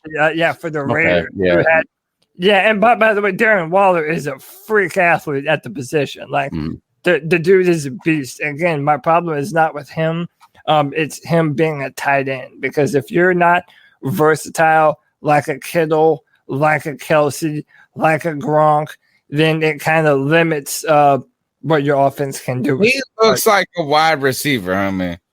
Look Cody, at that. so my question, looks like a wide receiver. Cody, are you upset with that pick if the Panthers were to take Kyle Pitts at number 8? Now, that would be the scenario where everybody who wants to trade back, if we were able to trade back for Kyle Pitts, then I think I'd be interested. You see all these mock drafts to have Kyle going in like the top 10. That's very rich for me, and I just don't see I just don't see him being a top 10 pick. I could be wrong, just because he's such a freak athlete that people might just want him anyway. But yeah, his lack of physicality at the position, it's hard for me to put you in the top 10. Unless you can be the most dominant person at the skill position, you should not be drafted in the top 10. Yes. And maybe I'll give you, all right, so we'll give you linebacker, maybe, because there's a couple of people that have been transcendent, like Levante David, who was a 3rd-round pick, or Luke Kuechly, or Thomas Davis. I mean, we go down this list. No, I feel like this. The top 10 should be for wide receivers. Are you going to call him a wide receiver? He's a receiver. I mean, it's good to have a great receiver, Yeah, I tell you what, to be on Greg's side a little bit, he is definitely the kind of body type that we have been missing in our offensive backfield for a long time. But let me show you my answer. Ian Thomas lovers that. Who? Ian Thomas lovers. I don't think you're going to have many. Whatever Ian Thomas lovers there were, they're not here anymore. Do me a favor, put up that video that I just shared, because I'm going to show you my pick. And this might be a little controversial. I already put this out on Twitter, but you are looking at this man right here on the bottom of your screen.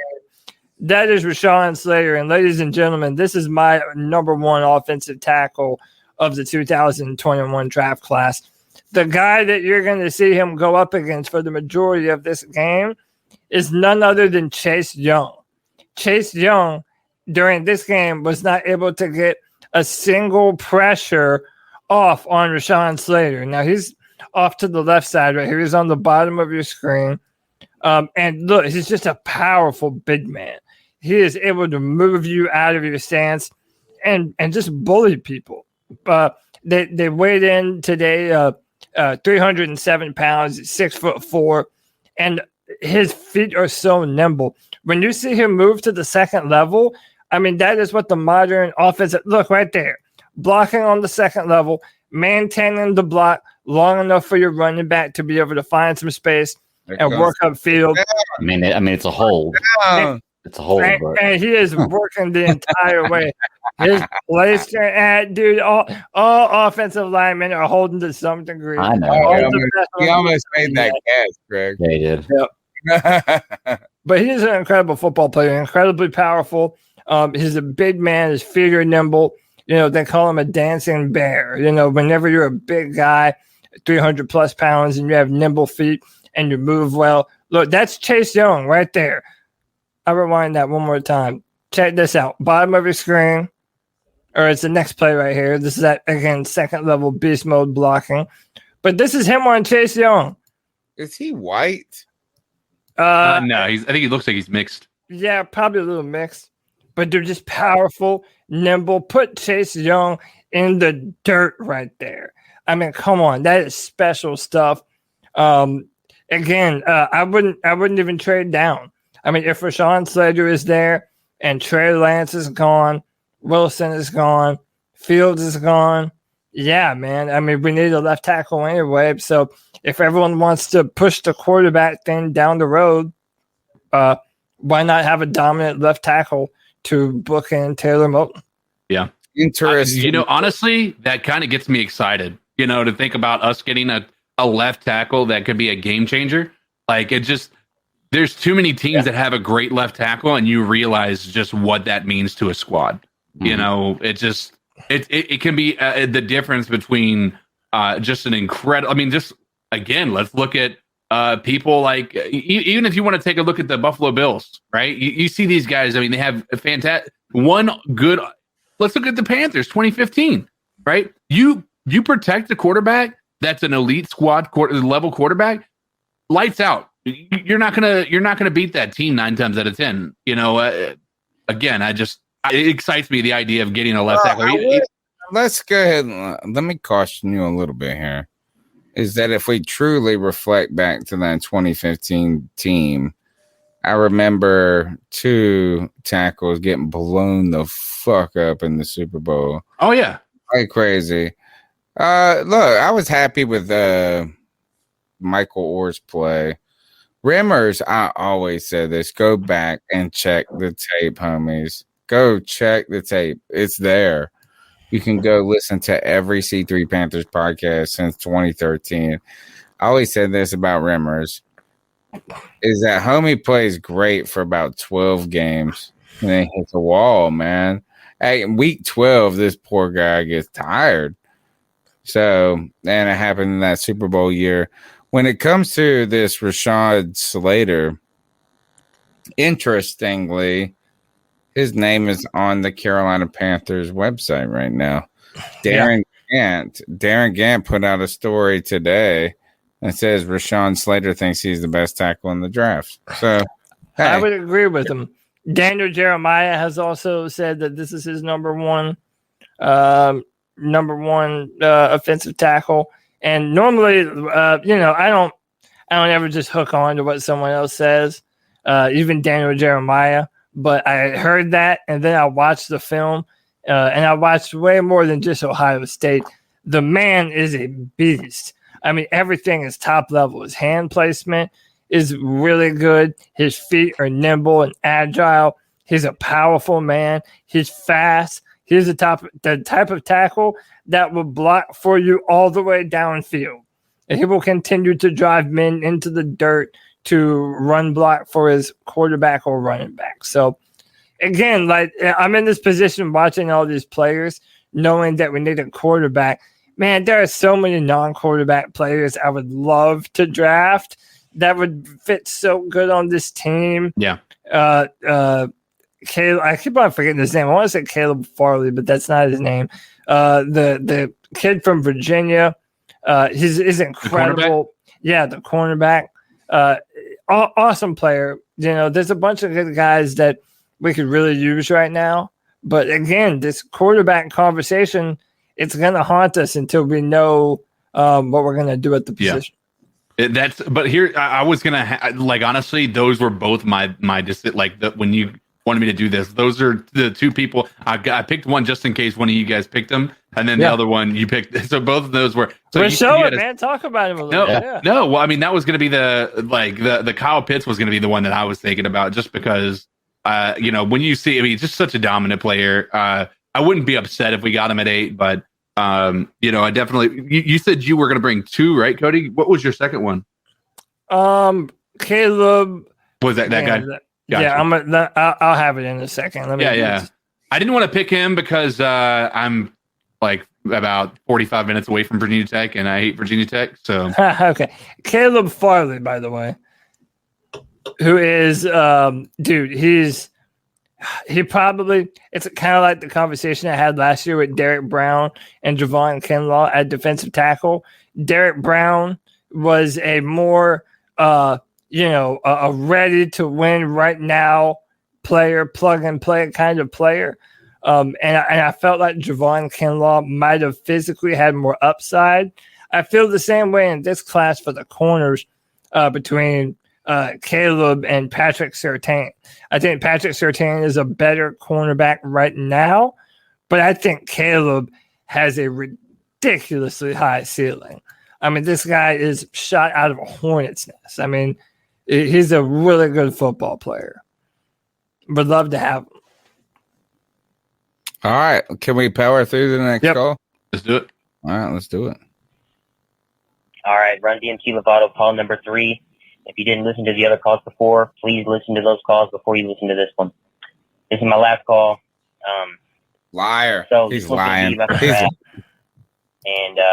how there's really only 2 fucking things that make sense in this rebuild. We are rushing this fucking rebuild. If we don't get a quarterback, we're rushing this rebuild if we pick at 8. You have to trade back, get picks for the future. We should have fucking traded Curtis Samuel. We should have fucking traded pieces that aren't going to be here for the rebuild. Yeah. You don't pay veterans on a fucking rebuilding team. You don't pay Shaq Thompson, and position does not have need, regardless. So there's no point in picking at 8 at all if there's no quarterback there. I say we should trade up for one. 3 first-round picks, fuck it. Get Zach Wilson at number 2. Whatever it takes. You need the fucking quarterback, and everything else will fucking fall in place. You know what you need to build after that. So, say there's no quarterback left at 8. No point in picking an offensive lineman there either. Trade back all. I would trade all the fucking picks back. I'm not going to lie. I would trade back 6 times in this fucking draft. Get a shit ton of picks for next year. Trade fucking players that aren't going to be. There's no point in having players this year because we're going to be shit if we trade back a lot.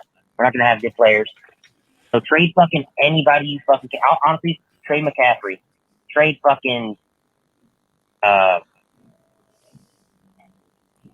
Jack Thompson. Trade people, man. Just fucking get rid of people. Get rid of these. We don't really have a lot to fucking trade. I'm not gonna lie. DJ Moore, I have a quarterback, and his contract year's up. You might have to trade his ass. I love DJ Moore though, but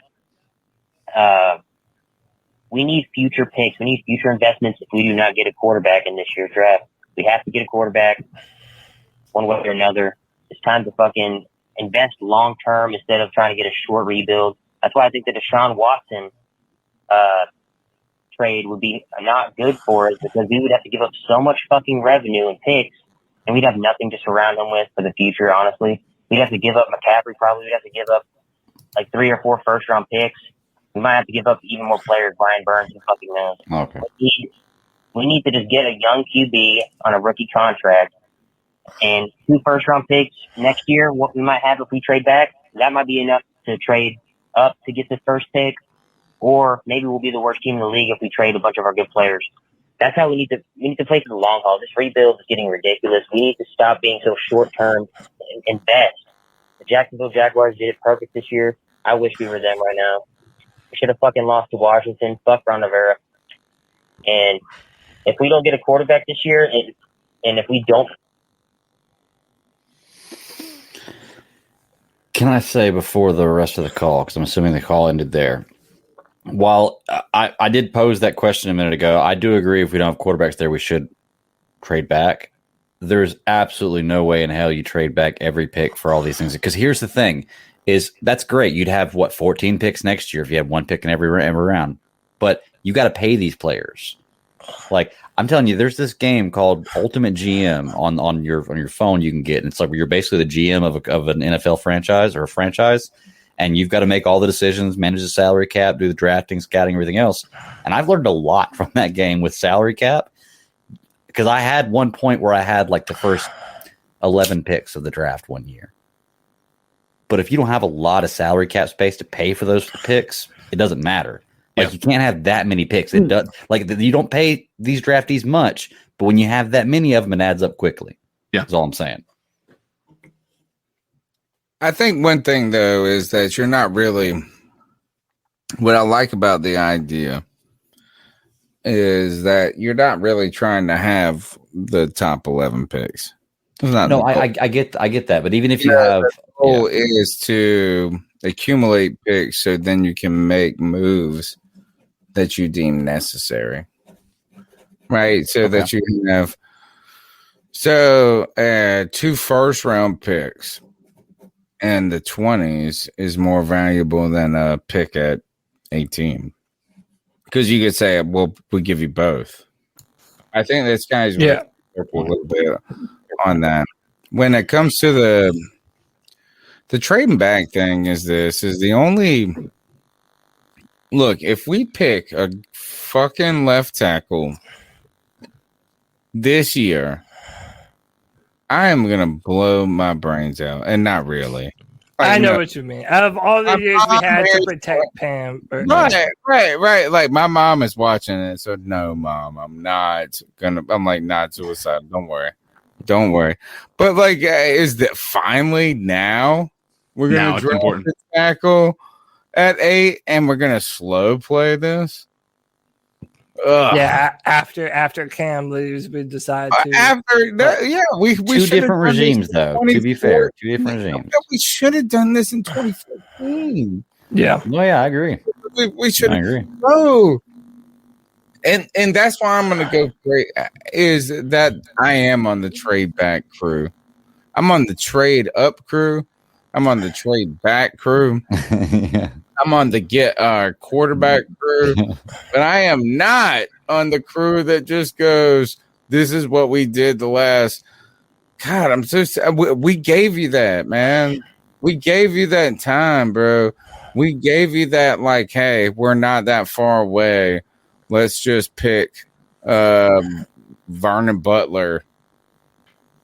And you're we've been and we're trying to make sense out of it. We're over here like, oh, they're pressuring this, but no, bum. It's not even that they're a bum. It's just that we wait to like we have drafted like we're only a few players away. We've spent free agency like we're only a few players away. Do that now, when we're clear. We may have been just a few players away. Right. I get it. If we draft them now, oh my God.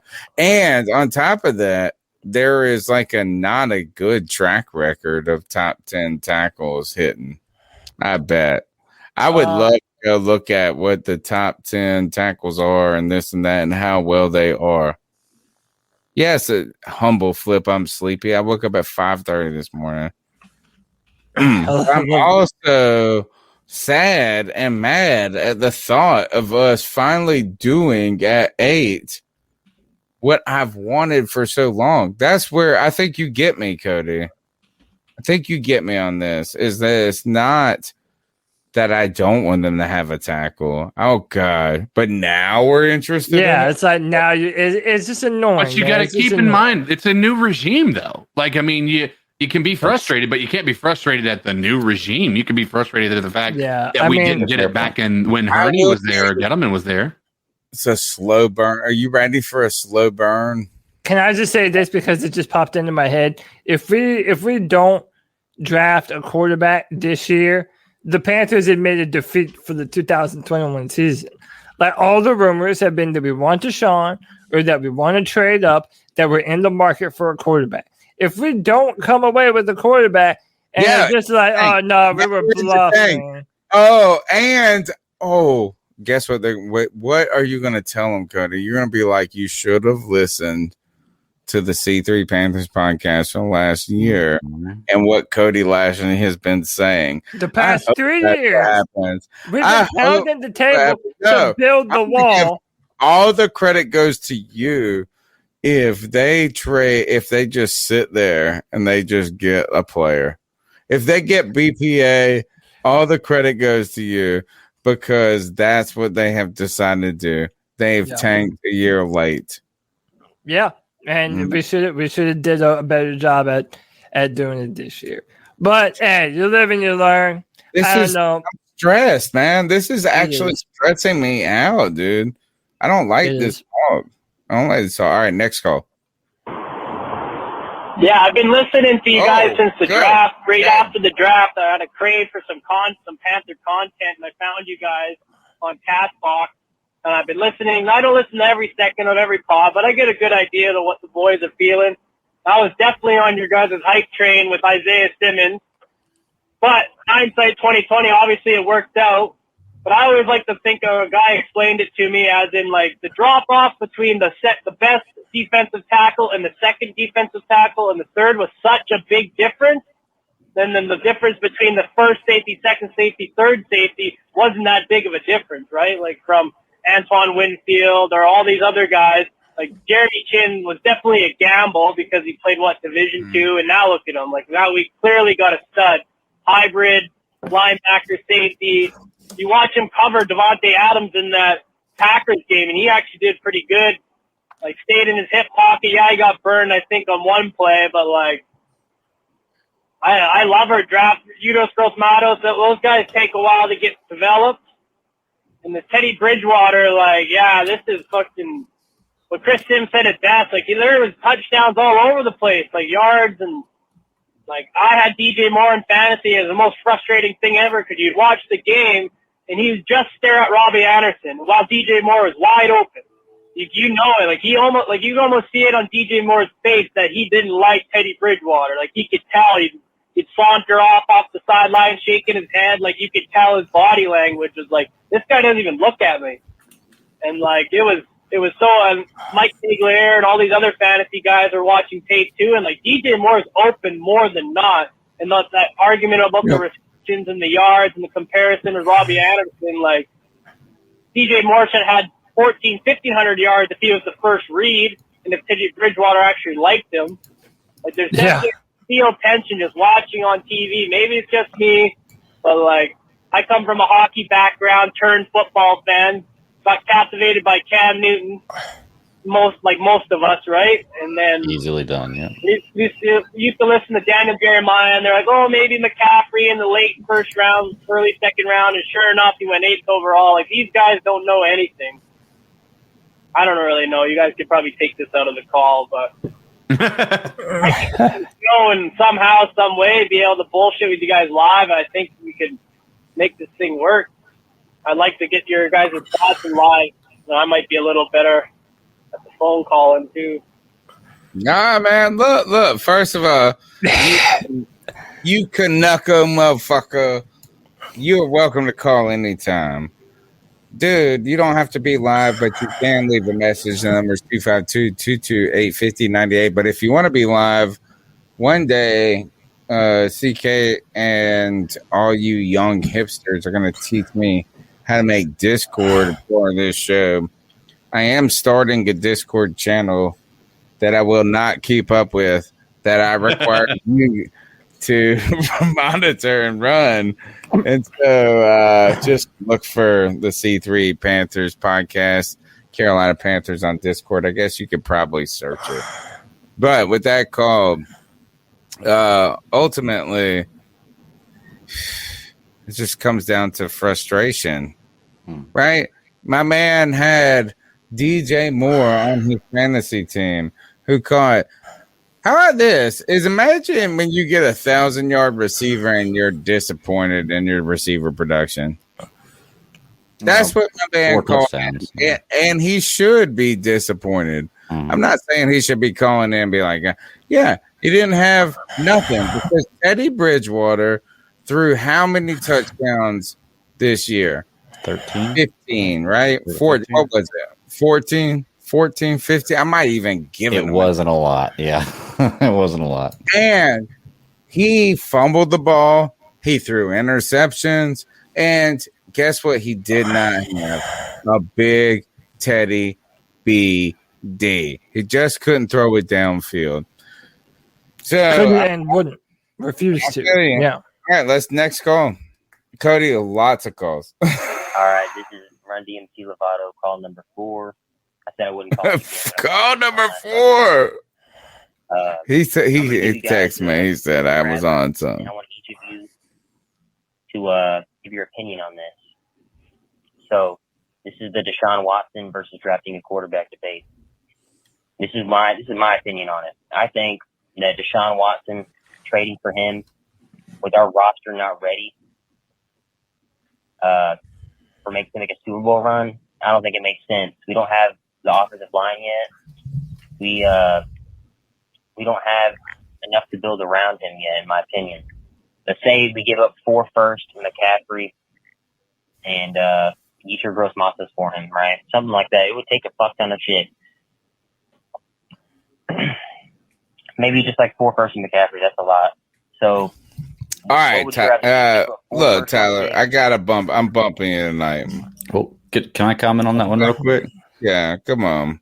I have to disagree with that about bringing Deshaun Watson here and us having nothing to put around him. I mean, we have Christian McCaffrey, who's the best running back in the NFL. We have DJ Moore and Curtis Samuel and Robbie Anderson, who are good wide receivers. All we really need to build is get a couple pieces in the offensive line, which you can build in free agency. You don't do the whole thing, but through the draft and free agency, and you could have the weapons for Deshaun Watson to be that kind of player that could carry you. That's why he's that good. Is you don't have to have the elite players around him. Even without a Curtis Samuel, even without a Christian McCaffrey, this Deshaun Watson team could beat the Saints. I mean, it's just true. It could win the division. It could My win the division. Davis came out there and was beating tail, bro. Tampa Bay. 12. Come on. We would not be as bad as we were this year. And I am not scared of Tampa Bay like y'all are. Everybody's like, oh, I know, I'm scared of him. I just don't think we can beat him. Yeah. No, we're not afraid of him. We just think that Deshaun puts us over the edge. Next year, they won't have nearly the defense. They're not getting all that back. So they'll be a different team next year. I think that Deshaun Watson, again, we know that's the trade-off. If you want Deshaun, we're going to have to trade a bunch to get him.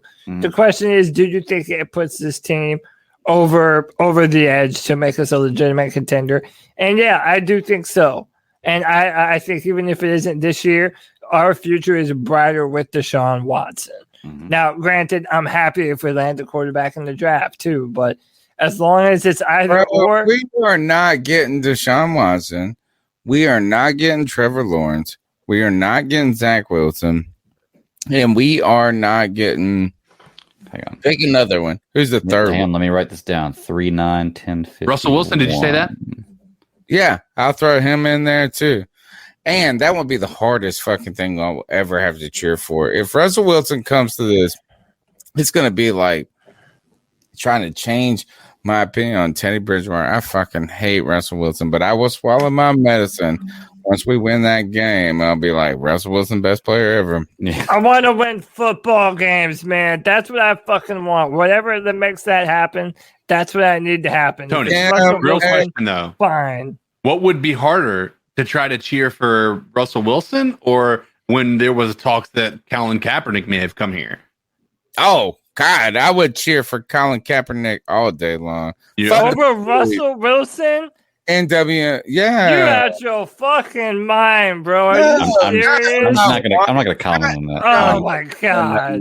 He's interpreting it wrong.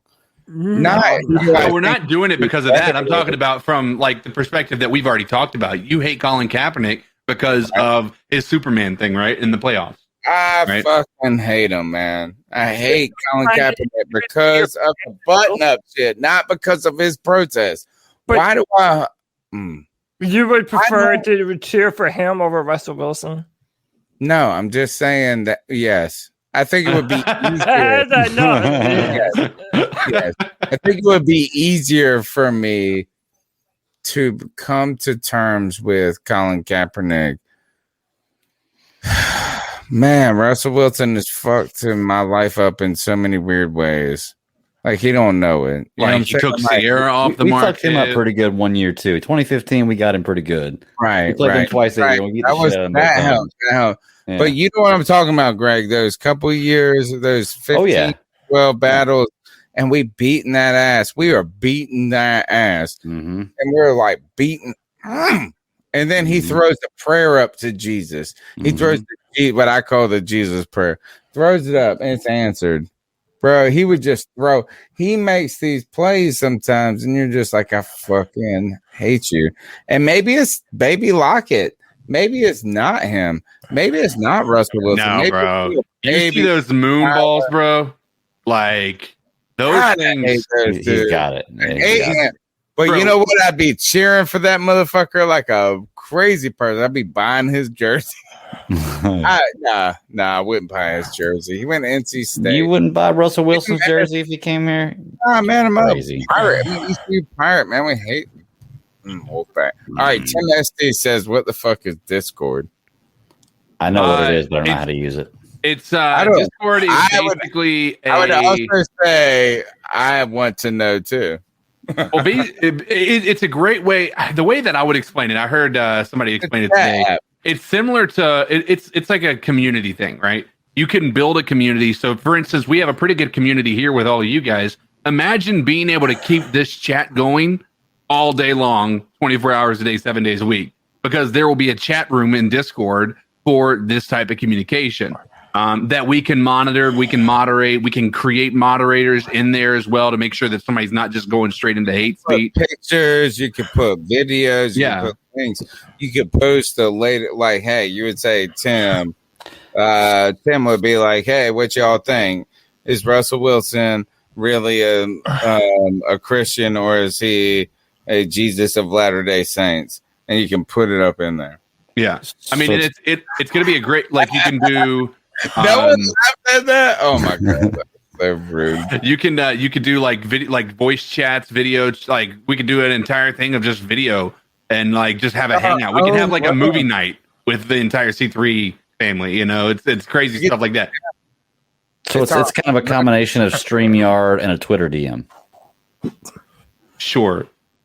It's like think of it as a live chat room. It's a live chat room. Yeah, I would say that. Where you can post videos, direct messages, images, GIFs. It's just a live chat room that we all are a part of. Yeah, and it would allow us possibly at some point to be able to, unless we decide to go a different route, which Cody was talking about something earlier, being able to possibly take live calls, you know, or have you guys live on the show instead of, just having the phone calls and leaving messages. All right. So Discord's where it's at. All right, let's go to the next call. Hey, C3. Name's Taylor. I'm a long-time listener, first-time caller, and fan. I wanted to give you guys a call to continue the quarterback dialogue because I heard a take this past week that kind of shook my world up. Quarterback analyst Chris Sims said that Zach Wilson will be better than Trevor Lawrence and that Mac Jones and Kellen Mond will be better than Trey Lance and Justin Fields. Sounds like a coward or Skip Bayless take, but he's had a lot of success going against the grain in quarterback prediction in previous years. And from my understanding, he gave really good evidence for all the points that he made. At this point, I don't want to give up as much as it would cost for Watson, but I do have a few questions. Would it be worth trading up for the second pick opposed to going for Deshaun? And is it possible in any world that Kellen Mond or Mac Jones could be franchise quarterbacks? I'm not sold on their athleticism or their play wasn't flashy, but I did understand some of his critiques regarding some of the mid-range, short-range balls of Fields and Trey. And regardless, you're just getting a new franchise quarterback and keep pounding. Keep pounding. What was that caller's name? I gotta hold on. Trevor or something, maybe? No, not Trevor. Gosh. I press play again. Hey, C3. Name's Taylor. I'm a Taylor. Yeah, man. So look, today I just did a video on this channel. I did a film review of Justin Fields. We looked at his games against Indiana, Clemson, and Alabama. Granted, it's only 3 games, but check that out. I'm going to be doing some more quarterback content here. I already did a little Trevor Lawrence video. I didn't put a lot of attention into it because obviously we're not going to be drafting Trevor. But I am going to do Trey Lance and Zach Wilson. And I'll say this, and I've told this to Tony. Chris Sims is actually one of my favorite people to listen to their opinions when it comes to evaluation. Him and I have both kind of agreed a lot. Him and I both really like Justin Herbert. Him and I both really like Josh Allen. And in that class, he had Lamar Jackson ranked as his number 1 quarterback of that class. So I don't have a problem necessarily, and this is coming from a Clemson fan, from a super Trevor Lawrence fan. It's not what I would do, but I don't blame people for having Zach Wilson even ranked above Trevor if that's what they have, because when you look at the film, his ability to throw the football from off-platform positions, rolling out, I mean, he really has this just weird arm talent, man. He has a lot of people really talking him up. I'm a fan of his. I'm going to do a video on the channel about him at some point in time in the off chance that the Panthers do decide that they want to trade up and draft him. Zach Wilson is already on record saying that he would love to play for the Panthers because of Joe Brady. And him and Joe Burrow have the same agent. So they've spoken a bunch of times. Joe Burrow, of course, says how great Joe Brady is for an offensive coordinator. And I think Zach Wilson would want to come here. But that kind of talent, I mean, I don't blame people for saying he looks like Mahomes. Because when you see the kinds of throws that he does make, they are very Mahomes-like. So I don't necessarily disagree with that too much. It's just the Kellen Mond and Matt Jones stuff. More so Matt Jones. I just don't think Matt Jones, especially, huh? I just think Matt Jones is go crazy about this Matt Jones shit, but then y'all are all right with this Michael Pitts motherfucker. I'm gonna blow my brain. But no one's one's the top player at his position. The other guy's just a guy. Yeah. So I mean, it's a little different. And there's also no evidence. Just won a national championship that just with the best wide receivers and linemen, so by the way, and coaching and equipment, everything around him, of course. Oh man, playing against other college Jones. Hey, here's a real. Here's Megatron. I don't want nothing to do with that. Here's a real stat for you. Matt Jones was the 3rd least pressured quarterback out of all quarterbacks in college football. Meaning that guy had forever to stand in the pocket, go through his progressions, and throw to wide open receivers. I'm not saying the man doesn't, can't play football or that he doesn't have arm talent. I'm not saying that at all. I'm saying he has to have a very specific set of circumstances to help him be successful. That is not with the Panthers. All right. Well, let's keep going through with these calls. What's up, podcast brothers? Hey, 2 words. Taylor Moton, man. You get franchise tag. I ain't gonna lie to y'all. I didn't think we was gonna do it. I was thinking that this motherfucker was gonna go somewhere else, man. But I'm glad to get a franchise tag. You know what I'm saying? I mean, let's be honest. Really, really, truly believe if you know who the last GM would have franchise tagged him, or you think, you know what I'm saying, they would have, you know what I'm saying, he would have let him walk. I think he would let him walk, you know what I'm saying? Yeah. But, hey, man, free agency is coming up. What is it, this Sunday or whatever, man? You're going to see, man. I have a feeling that we're going to dip into the free agency and get some good contributors to the damn Panthers. I really do. And call me damn crazy, man, but I think, this is my opinion, the best free agency we ever had, man. Take it back, 2015. We got some good-ass free agents that damn year. We had some damn good free agents that damn year. Can it be done again? I think it can. You know what I'm saying? With this new GM that we got, you know, and y'all know it like I know. This damn dude hits outside the first round. You know what I'm saying? This dude finds gems in you know what I'm saying, in a haystack. You can barely see the shit, you know what I'm saying? But he has an eye for talent. So we're gonna see, man. So free agency, you know what I'm saying? And next month is the draft, man. So hey, man, Panthers, let's do something, man. Let's do something. Keep pounding.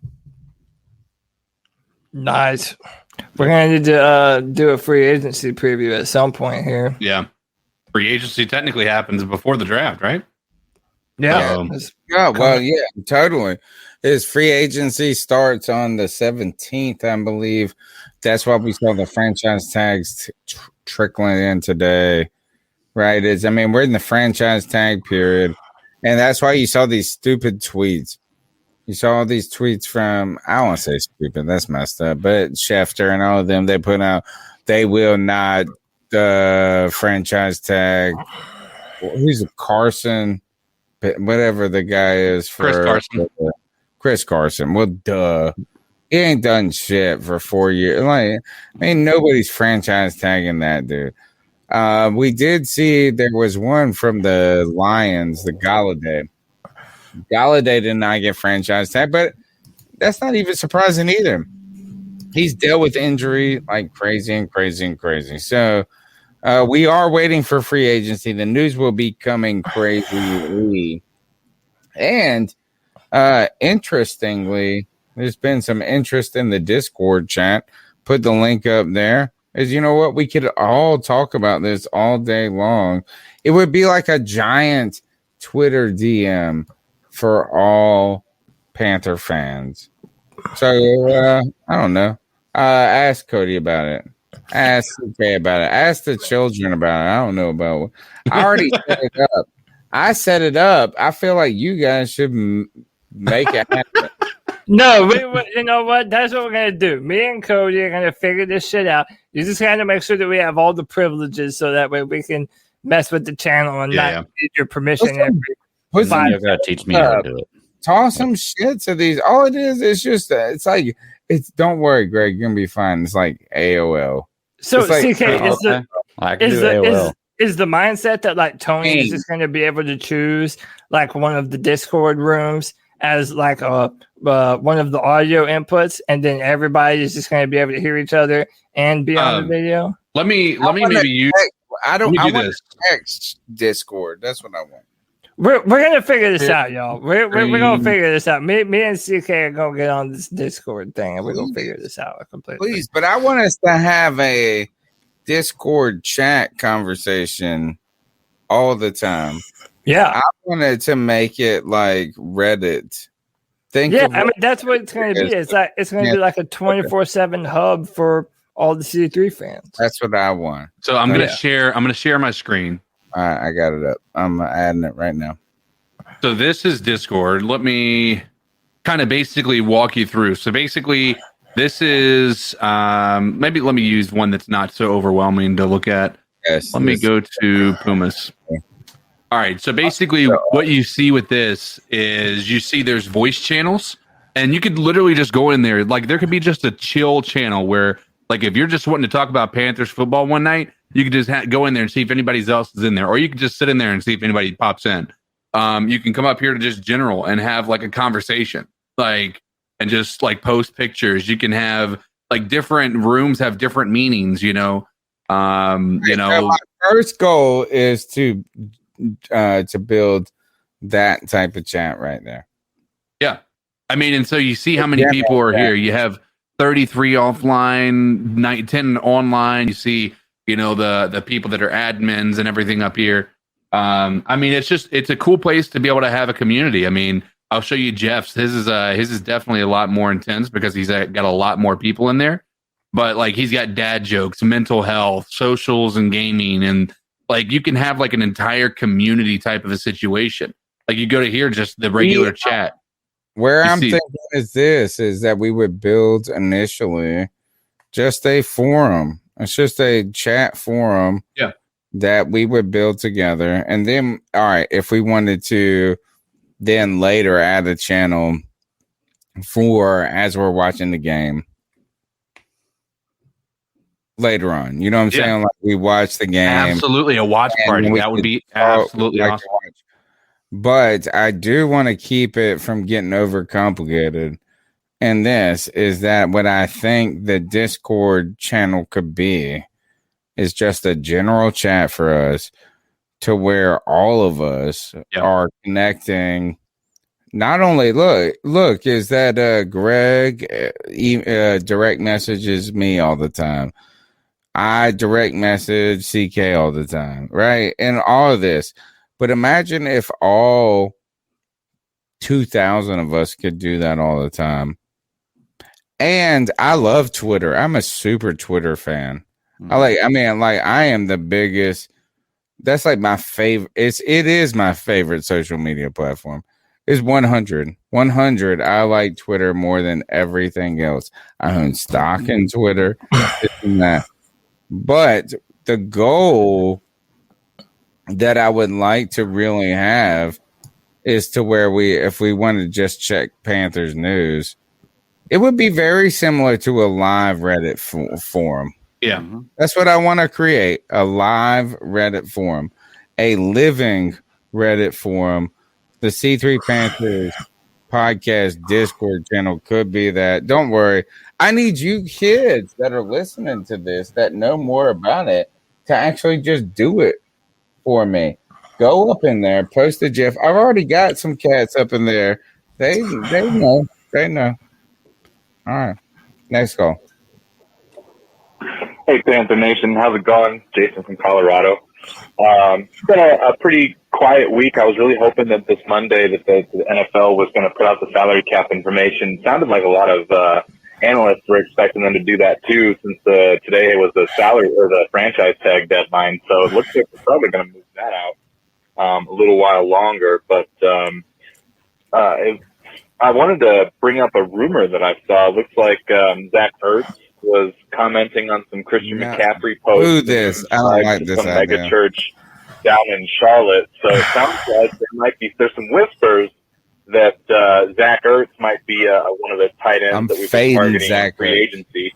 He's a little bit older. I think he's 30 years old. Coming off a down year, in which even in this down year, he had 3 times the yards that Ian Thomas had and 3 times the scores. So, and in the last 2 or the last 3 seasons put together, I mean, he was almost to 1,000 yards in each of the 3 seasons before that. So I think that Zach Ertz could definitely be an asset to this team. I caught Cody's film review of the breakdown on Trevor Lawrence, and I'm really looking forward to the rest of the stuff that you've got. It was a lot of fun. And Tony, I wanted to ask many weeks ago, sometime during the season, I had called, and you had mentioned that some Amazon executive reached out to you about doing some kind of production. I wonder if you ever heard anything about that. And then this was just a miscellaneous note that I mentioned, and because as each of these teams are going through their pro days, I saw that from Georgia, that Eric Stokes, the cornerback from Georgia, he hit a 4.24 on his 40 and hit 22 miles an hour. 22.8, almost 23 miles an hour. I sent y'all this in the gym. That kind I of should have sent it in the Discord. I mean, it'd be awesome to be able to pull it up like that. I don't really know where he fits in comparison to the rest of the talent, but I'm looking forward to learning some of this with Cody's film review on some of these prospects going forward. So yeah, I love the short form stuff y'all are doing and the diversity that's coming with the podcast. The growth is awesome, and I love to be a part of it. Keep up the good work, guys. Keep pounding. Appreciate it, man. Definitely appreciate it. I love the colors, man. I love how much they give to this show. They breathe life into the content. You know what I'm saying? And hey, I know it makes us feel good too when we get people telling us how much they love our content throughout the week. You know, we've said it before, we say it again. This is a fan podcast for the fans, by the fans. We do it for you guys. We wouldn't do it if it wasn't for you guys. So we love the feedback. Keep it up. And especially with these film reviews I'm doing, where, you know, to message me and let me know some of the players you want to see, because I intend to pump them out. If you guys like the content and you want to see more, I'm willing to do more of it. Tony, Eric Stokes thing. Let's see. Yeah. Right here. So this is Eric Stokes, cornerback from Georgia. Shoo. 4.2. That's at 4.246. You know what that means? That means that motherfucker can't catch a football to save his fucking life. If you can run 4.2, you better be on the other side. I mean, he kind of reminds me of Dante Jackson a little bit. How tall is he? That I don't know. I haven't done it. I haven't. Look it up. You look it up right now. I'll talk it through.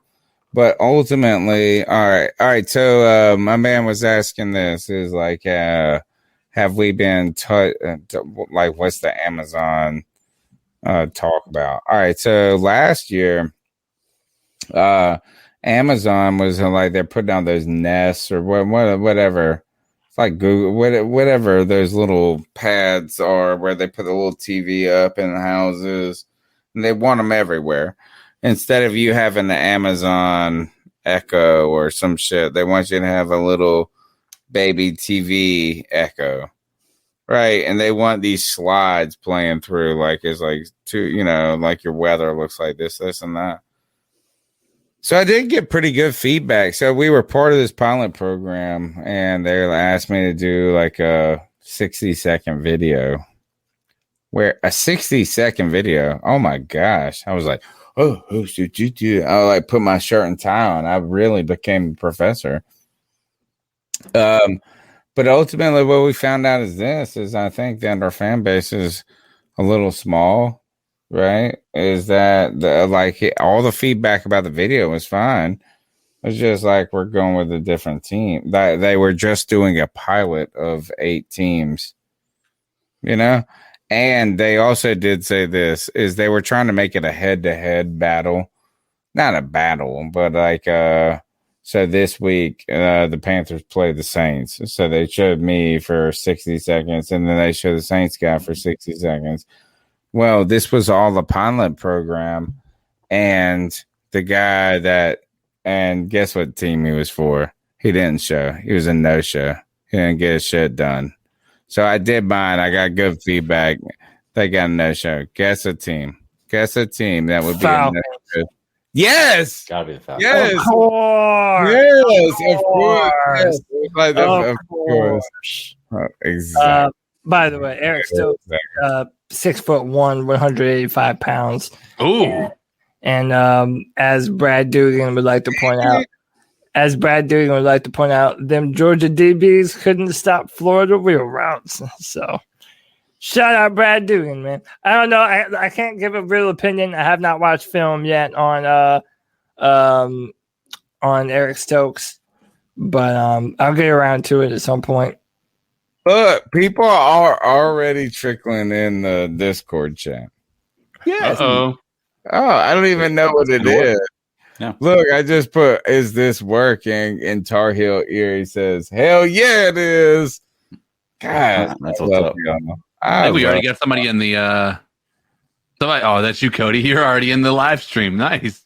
Yeah, I'm where are you even see? Oh, okay, I see it.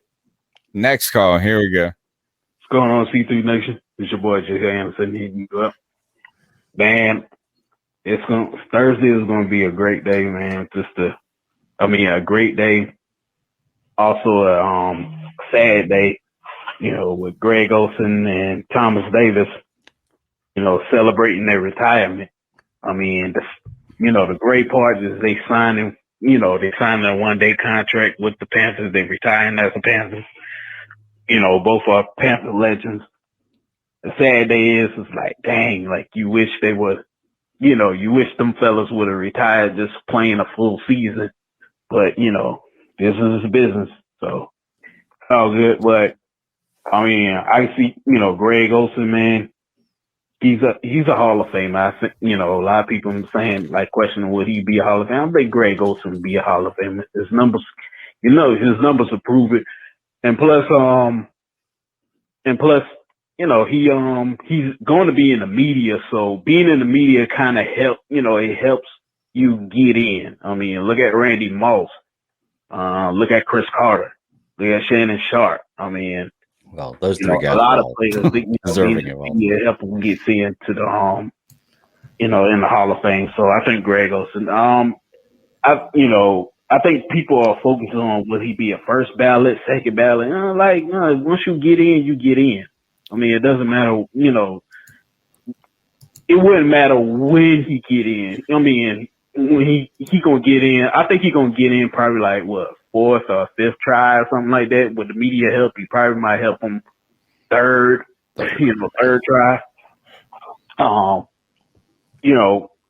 than that, Greg was, Mr. Reliable, best tight end in Panthers history, man.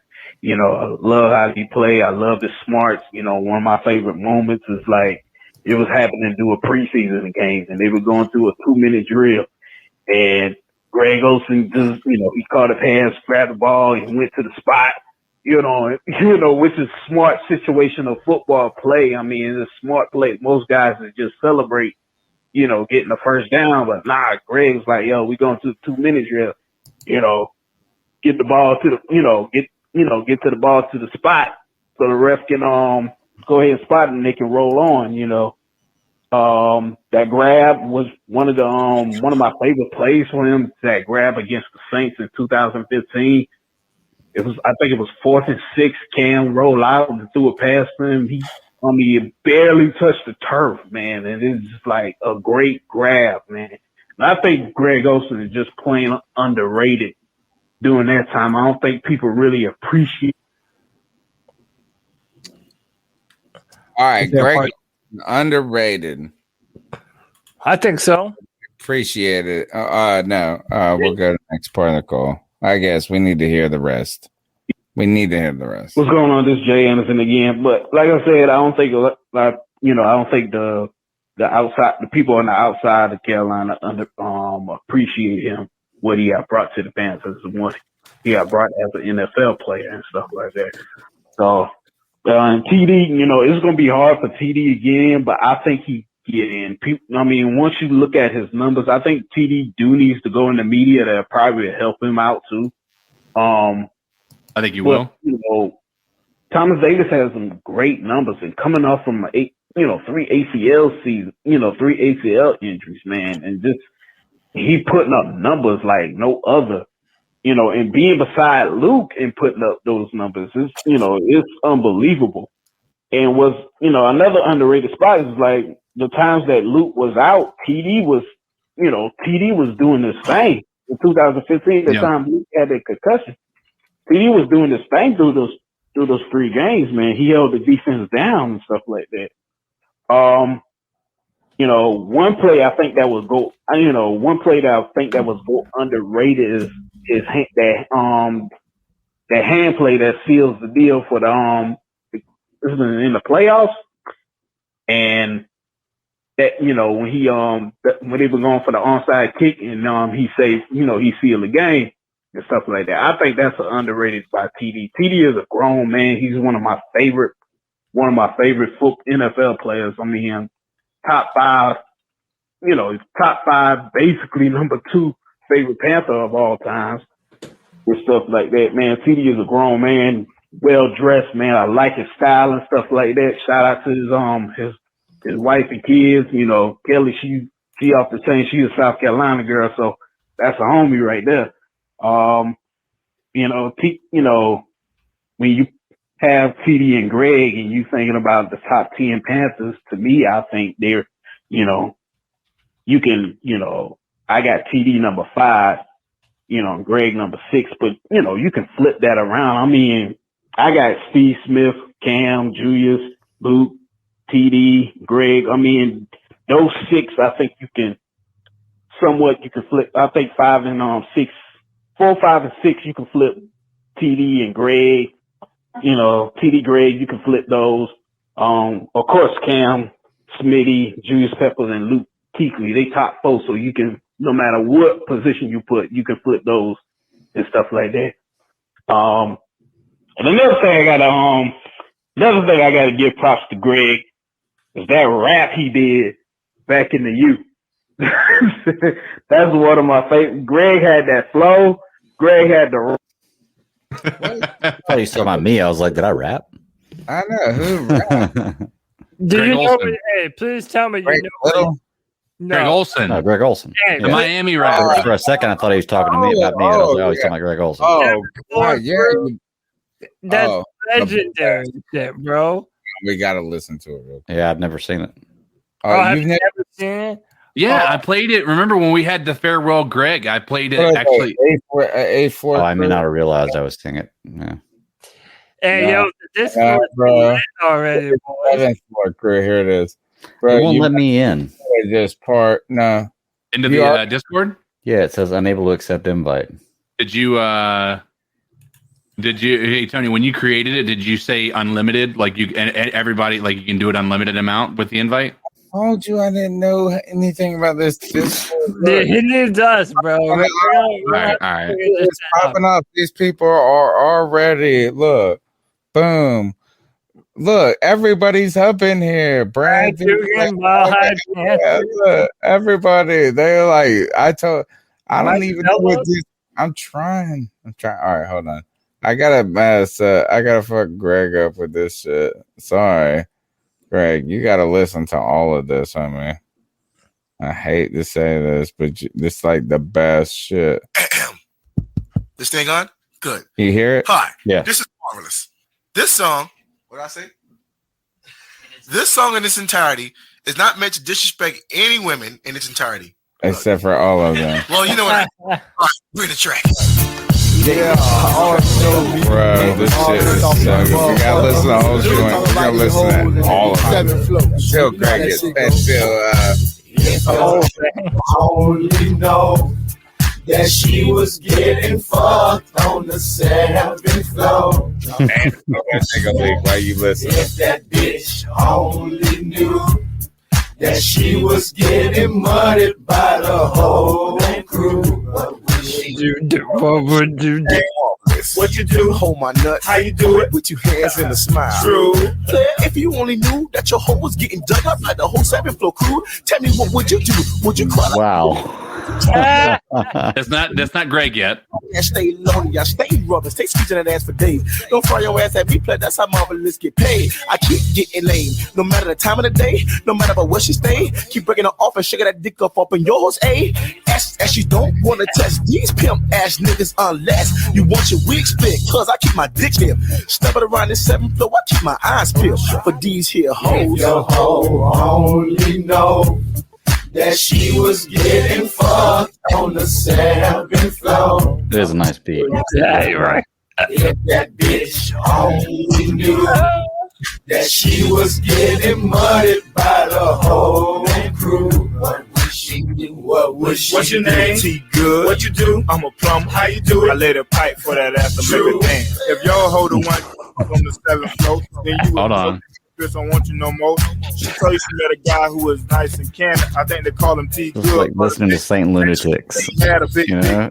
thought it was random. Then he put like the fucking Jason man. Lewis said, "Hope Tony's mom is in it." Maybe that's not how it began. Then he brought in all of his 7th I hope floor. no women are in the chat. The football team. It's also the 7th floor king dingaling. She thought 5'2" was just my number, then she realized you multiply the bitch up, now you get my dick size. First I put it in the pussy, then in the butt. We haven't heard Greg yet.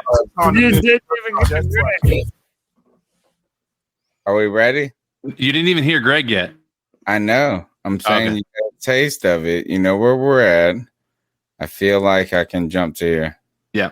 Well, I think this is about. What's your name? Big Nick. What you do? Slang dick. How you do it? Hit that I think shit. it's next. true. We in 704, come knock on the door. Hoes bouncing that ass all over our floor. Nick, Newty, Good, Martis, and the 7th floor crew. We bout to run a 7-man train all up in you. So don't bring your man, cause we ain't a fan of dick and shit that'll fuck up a jam. It's just me, you, and the Grey Goose. All these hoes me and you's about to get loose. So just listen to the track and relax. We gon' do it till the 7th floor's roof collapse. So don't worry, don't fret, it's gon' make it hot. He gon' lick that clit and taste the right spot. If your hoe Yeah. Sorry. She was getting fucked on the 7th floor. Girls, you know you hear me. If that bitch only knew. You know, anybody who's just now tuning into the show. Here it comes. Wait, here it comes. What's your name? What you do? Oh, it's not him. It's not him. Watch me wiggle. We got a hoe on the 7th floor, and Coop got the next. This whole other, she wanna have a dick contest. Enough that she wanted to take on the 7th floor. The next party we go gonna be with a different hoe. He's somewhere around here. I told you we had to listen to this whole fucking song. Damn, how long is this song? It's 8 minutes, bro. Yeah. It's awesome. It's like, how do you think? What do you think? She said. She was like, that was the longest 8 minutes ever. What's your name? Dub C. What you do? Trick or Oh my treat. God! Hit the bag, find my wee. We the my boys got a good girl, but you believe I'm a fucking. Who said, oh my God? Can you just YouTube Greg No. Olson's part? Who said, oh my God? Me. Oh, man. That bitch. We might have already skipped it to, like, That she was getting mudded by the whole crew. What's your name? T-Buck. What you do? Like the fuck. How you do it? Throw the legs up and put them in the buck. I ball these hoes up and I beat that pussy in. Beat that pussy down. John Beeson is in this too, Everybody by on the that way. goose, but I'm picking on that gin. That's why I'm T-Bird Trump. Only knew Oh, here it that she comes. was getting mudded by the whole crew. What's your name? G-Reg. What you do? Get head. How you do Drop it? my drawers and let her see my third leg. Chilling on Yeah. the 7th floor. I gotta Yeah. let these chickens know. Big Greg is in the house and I finna make these hoes choke. On my balls, on my dick, then I'm busting up quick. On the face, on the chest, stick my dick between the breasts. Come on, fellas, let's get weird. Stick your dick up in the ear. While I'm laughing at these guys, a second nut all in the eyes. That's how we do it. Oh, Greg said, let's Wow. get good and Okay. stick my dick in her ear. Wow. Woo! Oh, it's so good. That Come was on. crazy. You guys, look, this joint. Look, one more time. On my balls, on my dick, then I'm busting up quick. On the face, on the chest, stick my dick between the breasts. Come on, fellas, let's get weird. Stick your dick up in the ear. While I'm laughing at these guys, a second nut all in the eyes. Yeah. In the eyes. Yay. Come on. How can you not love that, bro? That was pretty good. The first time I heard that and actually Like the realized best thing it ever. was, I was like, yo, Greg was going hard as fuck, bro. Yo, shout out Greg Olson, man. Old third leg. Cool. Yeah. Third leg, Greg. Yeah, and just remember, this dude was part of Miami back in the day. Mm-hmm. Like, and he was not even in their heyday. He was on the back end of it. Right. I wonder how Yeah, he Blazer feels about that dominated now. all Like day. if somebody were to play that for him, like right now, what would no, he do? You gotta own it, bro. You gotta own it. And I tell you, that's a great question, CK, because he has the kids, the heart for this and that, and then all the ladies scream over him all day Broadcast long. specialist. Can you imagine him You know, behind the they box? do that, this chiseled jaw and this and that, and they come out, and my wife's like, "Ooh, this big old." That's Well, his fine. name's Greg you know? too, so it's pretty cool. He's But automatic. I'll be like this. You like Greg Olson? Well, guess what he's going to try to do? Fuck you Nut in the your eye. ear. Yeah. Baraka Evangelista says, "What have I just logged into?" You don't want to know. We're off the rails, boys. There's only 30 minutes left. What do you expect? Not 30 minutes. We got to keep going with these calls. Before y'all keep going, I do got to go. I got to up early. All right. Sorry. Appreciate it. No, Greg, you're good, brother. Yep. Our mail. Deliver our mail, sir. Yes, y'all keep pounding. I'll see y'all. I'll talk to y'all tomorrow. All right, man. Have a good one. Hey, and you can learn about Discord tomorrow.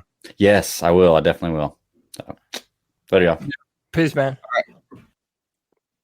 What's going on? This is Jay Anderson again. But like I said, I don't think the people on the outside of Carolina appreciate him, what he got brought to the Panthers and what he got brought as an NFL player and stuff like that. So TD, it's going to be hard for TD again, but I think he get in. Once you look at his numbers, I think TD needs to go in the media that probably help him out too. But Thomas Davis has some great numbers, and coming off from 3 ACL injuries, man, and just he putting up numbers like no other, and being beside Luke and putting up those numbers is, it's unbelievable. And another underrated spot is like the times that Luke was out, TD was doing this thing in 2015. The time Luke had that concussion, TD was doing this thing through those 3 games, man. He held the defense down and stuff like that. One play I think that was underrated is his. Is this the hands? We already listened to this one, I think. Deal for the we already listened in the playoffs. And how we already listened to it. When he when he was going for the onside. Next go. Yeah, he was talking about the hands play. Man, I'm sorry, I had to call the third time. All right, we're skipping the third. Hey guys, Chuck from Elizabeth City calling. What's up, Chuck? I just want to take the time, a couple things on my mind, but I did want to take the time tonight to thank you, Tony, and you, Cody. Last couple of weeks, you put a little bit of extra work, and I know you put a couple more short videos to kind of go off the ones we do on Tuesday night. And Cody coming in with the draft class and talking about guys and how busy things can be. But it's really refreshing, even if we just get a 5 or 10 minute video on these draft prospects and what you guys think and all the other Panther news going on. So a big shout out for all the work you guys do, because it's greatly appreciated. Now getting to the meat and potatoes of the phone call. Thursday is a very emotional day, as we know, is bringing Thomas Davis home. The man, in my opinion, that deserves a statue at Bank of America Stadium before anybody else. He epitomizes what our franchise is, what we expect our players to be. He gave everything he had. And I was in agreement when we let him loose. It was time. Sometimes he can hold on to players too long. But I definitely wanted him to retire Panther. I know he's going out with class. He'll be in the Ring of Honor. It could be this year, next year, whenever, but he definitely will be there. One little thing I've got, and this really isn't a problem, because I'm glad that Olsen and Davis are doing this together. I think it's great. I think getting both of them retires Panthers, that's 2 players we can look at in the Ring of Honor that we can definitely be proud of and look at other franchises and say, look what we've added, look what we have. But does anybody, and don't get me wrong, I'm not complaining. I really, really like the idea of them both going out together. But does anybody get the feeling that it kind of steals a little bit of TD's thunder with Gray coming back and retiring the same day ceremony? I don't have a problem with it. So I don't want anybody to get me wrong like I'm complaining about it. But it does kind of seem like if you were going out. This is a good point. I'm gonna stop the call right there. And I think this is a good point from Chuck. A very good point, in fact, is that at first it seems a little like, like what are we really talking about here? Greg Gold. I mean, you got to think. You don't think that Greg reached out to Tom? Yeah, I guess Tom. You can call him Tom. To Thomas Davis and say, "Hey, listen, you mind if I join in with?" I mean, like they're wanting us to do the same day. Is that cool with you? I don't think that any of it is intentional, and I don't even think that that's what Chuck is even suggesting. No, absolutely. Is that by? It's kind of like if we both had birthdays on the same day. Yeah. And your parents had a little bit more wealth and stature than mine or something. I don't know but here is the thing that I'm trying to say is that Greg Olsen came into Carolina in the season that we had Shockey. Remember, we had Shockey. It was like Cam's rookie year, I think. I think it was Cam's rookie year that we got Greg Olsen. We had Shockey, we had Olsen, and Shockey was even bigger than Olsen at that moment. Olsen grew into not only a great player, but a fan favorite at the same time. Yeah. Like they were married together. His success in football and his fan favoritism, he became this guy that you couldn't talk shit about. Even to the effect that, and let's go ahead and remember this. It was Thomas Davis and Greg Olsen that got Dave Gettleman fired. Yeah, because they were wanting to give both of them the axe, and Jerry Richardson was like, "No, we're not going to do that." No, they weren't trying to give him the axe. They wanted extensions, and Gettleman wasn't giving it to him. What happened? Guess who got axed? Yeah. Who got axed? Gettleman got axed. Yeah. Guess who was hired? Who Marty was Herney. hired? Oh, Yeah. Marty Herney. And guess what happened? He then gives these contracts to both Thomas Davis and Greg Olsen. Now, they were not absurd contracts, so let's not act like that. But Greg Olsen became a quick fan favorite somehow. Like he was merged into the biology or the DNA of Carolina Panthers fans.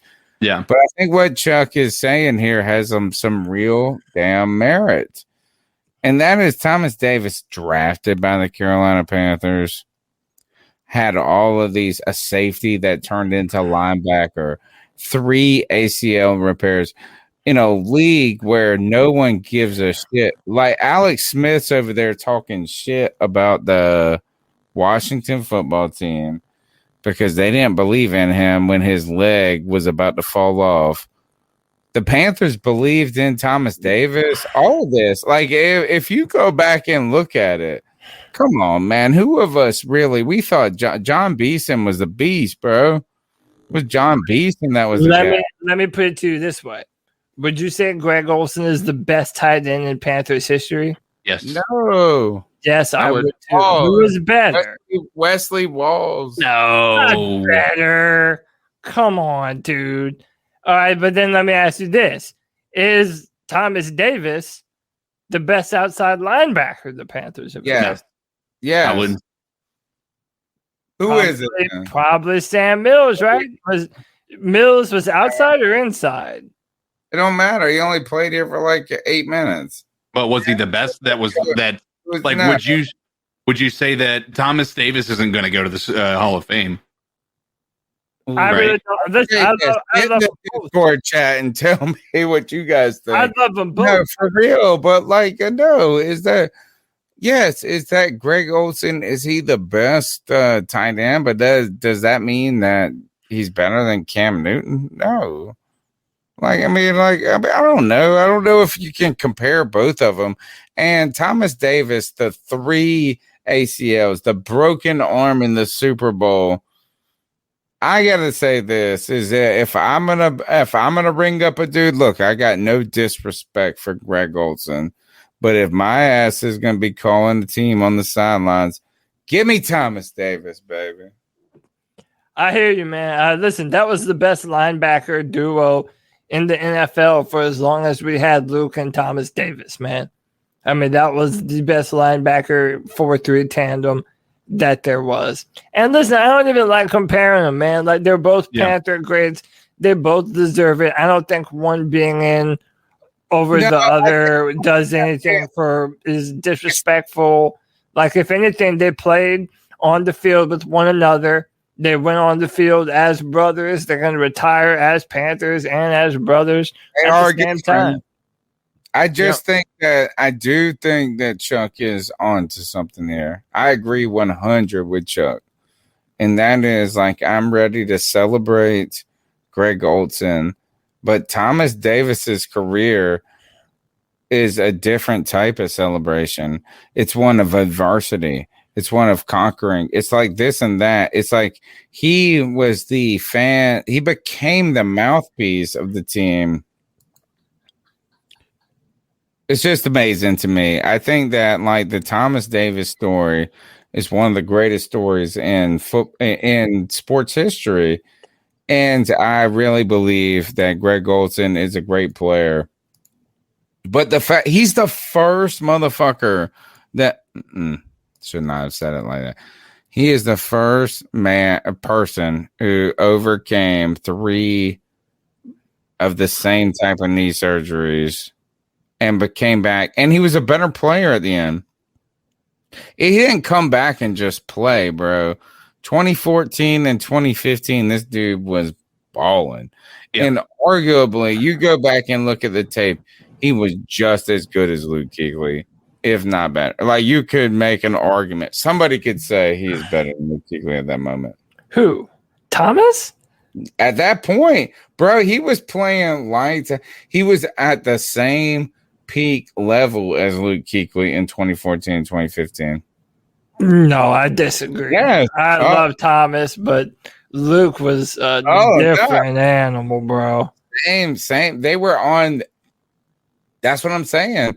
Like, he was at that level. All right, next call. Yeah, guys, Chuck from Elizabeth City calling again. A couple things. You know, we got about a week free agency starts, so it's going to be big next week. What we're covering.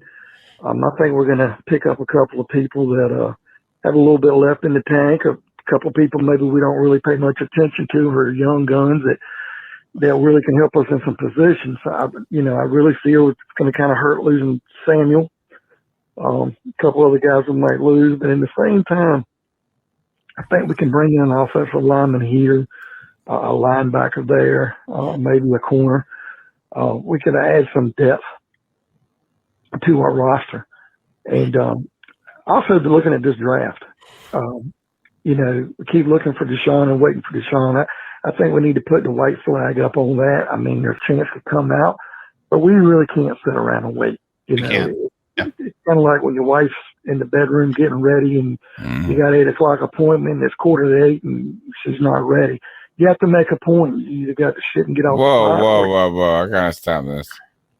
What? My man said it's kind of like your wife in the bedroom getting ready, and then it was about them going somewhere. I was about to say, I mean, like, listen, I was really hoping you were going somewhere else with that, Chuck. I thought we were like, what are we about to do here? Oh, I like this analogy. No, yes, all right. Well, keep going, Chuck. Well, tell us where you all are going, because you ain't going into the bedroom. Go ahead and go out the door.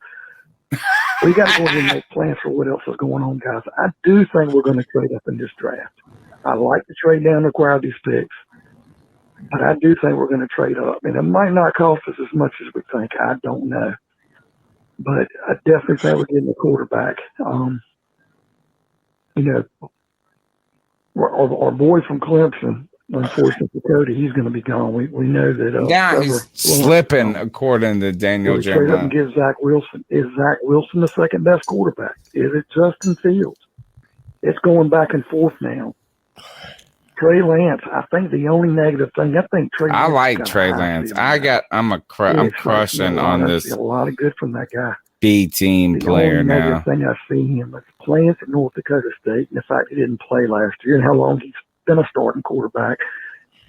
He's got a learning curve. Now, I don't mean to make him look like he can't do it, but he doesn't have the big game experience. And I'm not saying he can't be there and be better than Fields or Wilson, but it might take him, if we draft him, a year or two behind another quarterback as an understudy before he's ready to take the reins. We were so blessed when Cam was drafted and we wondered he was going to sit behind. Remember, we went out and got Derek Anderson. Derek Anderson was supposed to start. Cam was ready, and a lot of people didn't see it right away, but when training camp, before it broke, when preseason started, Cam was ready to go, and he set it on fire. We might not be that lucky this time, guys. Of course, if we get Wilson or Fields, we're probably rolling it out, but with Trey Lance, I don't know if we wouldn't be ruining the guy. I don't know if he's quite ready to be the starter. Although in the end, he might be the best one. But anyway, let's get your thoughts on that guy. All right, Cody, you have been going live on the channel on the C3 Panthers podcast, and I appreciate your work and your effort there. Is that you've been going up there just now doing a little film review. You started with Trevor Lawrence trying to get your feet wet in the live by yourself game. Then you have moved on. So now, as that Chuck from Elizabeth City has brought all this to our attention, tell us how it dovetails with your work right now. Yeah, so my next video that I'm going to do is going to be Trey Lance. So be on the lookout for that, either Thursday or Friday. I'm going to go live, do a full deep dive on Trey Lance, study the film, go over some of the things he does well, some of the things that he needs to work on. But yeah, I mean, I feel like this is an important time to really talk about him, because I don't blame people like Chuck for being hesitant to, not want to reach on another North Dakota State quarterback or what have you. You hear that they don't play the best competition. You really just have to look at what the player does and doesn't do well and what you see on film. And that's what GMs do. They try not to judge the helmet. They just judge what the player does. And I think if you do that, there's a ton to like about Trey Lance. A ton to like. So in the next few days, we're going to be doing a bigger deep dive on Trey Lance. All right, next call. TK,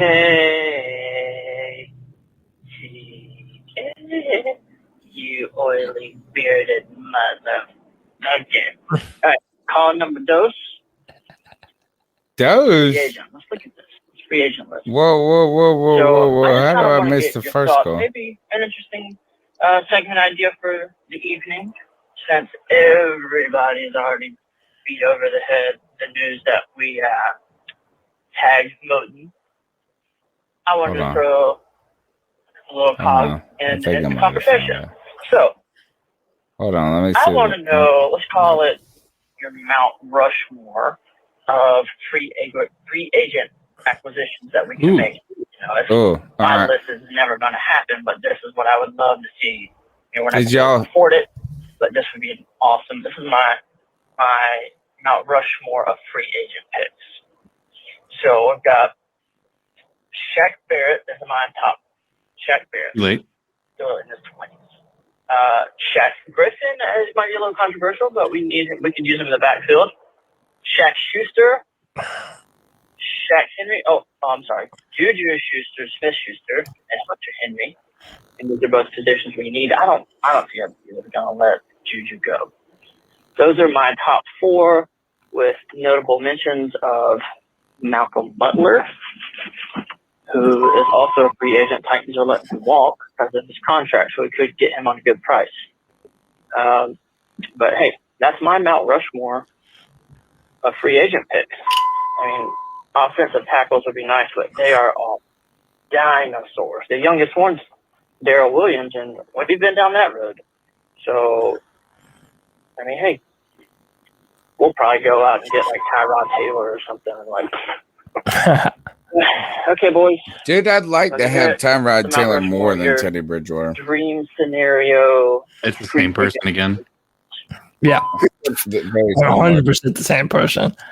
They're not the same. Yes, they fucking are. What's different about it? Tyrod Taylor is more athletic and can throw the ball downfield. He just happens to get stabbed with needles in his fucking lung when people are trying to do it. If you say so, man. I kind of. How about this? Let me say this again. The way I think about it is this: if we are in a backyard football game, and I am a team captain, and you're a team captain, I will pick Tyrod Taylor over Teddy Bridgewater. Like, I'll be like, give me that. Logic. I would too, but I mean, like I said, you're not getting that much of an increase as far as a quality quarterback. Oh no! How old? It's a lateral move. Do you know how old Tyrod Taylor is? Probably like 32. Hey, by the way, I don't know if this is real breaking news or not, but Pro Football Talk put out source 2021 salary cap is almost definitely going to be $182.5 million per team. All right, so lower. It's not. That's not high. No. But it's a steady. That's a regular American way inflationary result. All right. Blake Bettis says his call got skipped. Maybe. All right. Tell last four of the digits. 6436. The definition of delusional. Dak Prescott, 4 years, $160 million, $40 million a year. Yeah. Jerry Jones has got the Dallas Cowboy fans, the most plastic fan base in America, believing they're Super Bowl bound. People want to dog the Panthers and say we're delusional. The Dallas Cowboys are the most delusional fan base in America. Yes. I'm so glad we did not get Dak Prescott. Say that, Chuck. Oh, by the way, Chuck from Elizabeth City, checking it. Nice. All right. He really is true. They're so delusional. You Italian First of all, I just want to say, this is my dude. that like button, smash that thing. But, just a minute. This is my dude, baby. Just had an epiphany. I just had an epiphany. I thought with me it might be controversial. Teddy Bridgewater is a good quarterback. I couldn't even get it all the way up before I started laughing.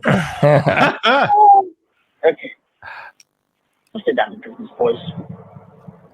The NFL still has their list of top free agents. And I just want to look at this list. Your boy Kurt Coe. Look at the way Cam still has a hold on this organization. We still use their nicknames that Cam gives. Yep, I still call him Kurt Coe too. Is number 16 on the free agent acquisition list.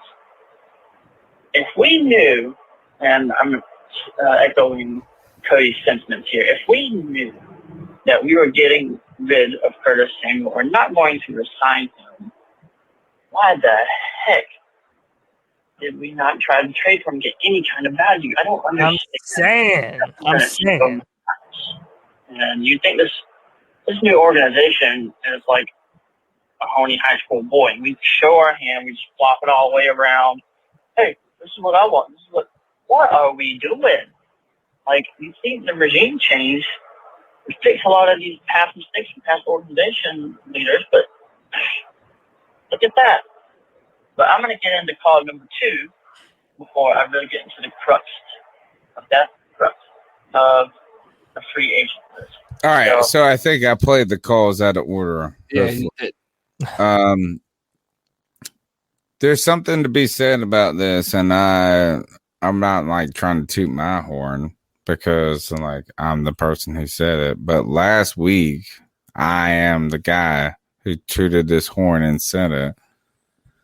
And that maybe there is like a learning curve for Matt Rule and David Tepper, and maybe Federer brings in a little experience here, but learning curve when it comes to NFL politics. And they do exist. Like the real politics exists. And what we have not won is any political war when it comes to anything.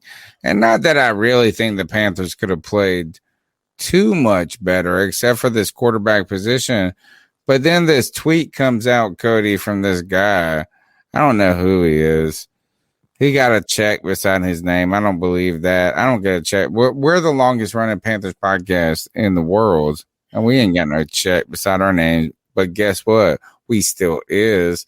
And this guy had a check beside his name. And he was like, the 49ers tried to trade a 3rd, a 5th, and a 7th for Teddy Bridgewater. I love my man salesman said, you should change your name to Solier. Like his name kind of had like still heads. Yeah. like it was just like, no. And then you put up this tweet, said your response was, said no one ever. That was what your tweet was. But the point being is what I'm trying to get to is that the Carolina Panthers, maybe Matt Rule, if he is able to succeed and stick around for the long term. Obviously, Tepper has already succeeded in being the long term, but maybe they're learning a little bit about how you show them, do you fold them type thing. I think it's probably a little bit of that. I don't know, man. Like I just get you don't stuck. think that you don't think that this is a little bit of just being a newbie? I mean, we have said this, is that you have said it over and over. They showed their hand. Maybe they shouldn't have showed their hand. And stop calling in people. All right. Actually, I will never say that. The number is 252-228-5098. Miserable. It's not my life. My life is great. I love this. Every time we get a call, I'm like, hell yeah, this is what I built. Yo, my name is Juan. I'm known as Sports Freak 28. Sports Freak 28.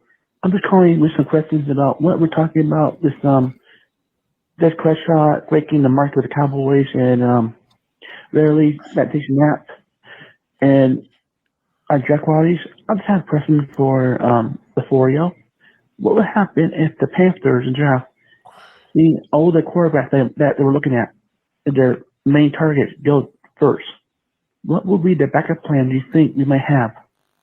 Do we trade down, get another quarterback later on, or we stay put where we are right now at 8, hopefully for a trade with another team for one of their quarterbacks to swap picks and move down and get another player for defense or offense? And what else do you think about the rumors about the Philadelphia Eagles want to trade a tight end to us for a first-round draft pick? I don't know about all these rumors about that. Great call right here. All right, thanks, Juan, for this call. 3 parts already. Already 3 talking points. Number 1 was, I forgot number 1. Number 2 was if the Panthers you're in the draft, you want to draft your quarterback, you want to draft this and that, and your backup plan hits. What do? You're the Carolina Panthers. You're sitting at 8. The guy you wanted was drafted right before you, much like last year, Justin Fields. Not Justin Herbert, thank you. Justin Herbert was drafted the year before. How do you handle that? What's the backup plan? And I think there's a lot of holes here. Is getting your left tackle at 8 or your shutdown corner enough, Cody? Yeah, I mean, at that point, I would even consider trying to move down a few spaces, like maybe move back 3 or 4 picks, and then because there are 3 corners. I would either try and trade down, but I also wouldn't be mad if we took Rashawn Slater right there, or Caleb Farley, or even J.C. Horn. J.C. Horn is ridiculous, man. He's another corner from South Carolina. So, all right, next call. What was this that the Eagles have tight end? Oh no! No. I did want to touch on that because I haven't answered that yet. As far as free agency, I would like to upgrade the tight end position, whether that be Zach Ertz, Jonnu Smith. Oh, it was the Zach Ertz thing. No, I gotta say no to Zach Ertz, bro. He's old now, bro. I don't think he's old. He's not old. He's 30 years old. That's not old. That's not old. And plus, but listen, you have to see both sides of this, though. Really look it up. But you have to hold on. You have to see both sides of this, though. You don't want to draft a tight end. You don't want to use a draft pick to draft a tight end. So, knowing that we need one, do you just want to never use tight ends? We have to upgrade the position somehow. He is starting that. He's not going to be cheap, bro. Well, would be a trade, and I don't know what the Eagles are wanting for him. I think he's going to hit the free. I think he might be a free agent. Can I tell you that I really don't even care too much about the player? It's just the position. Yeah. Blake Bettis put Hunter Henry. Hunter Henry would be a great pick for us. Jonnu Smith from the Titans would be a great pick for us. Zach Ertz. Hey, Howard, bro.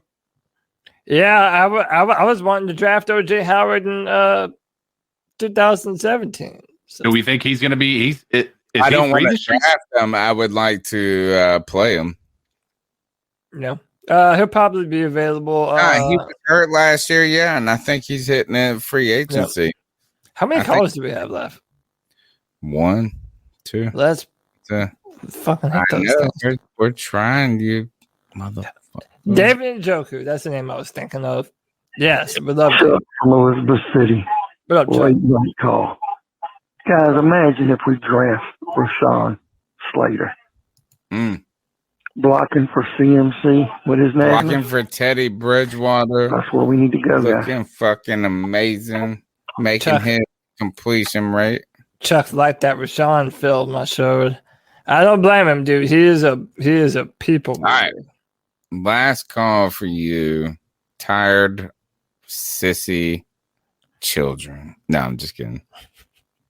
I'm the oldest person here, and that's what I like. Is I'm the oldest mode.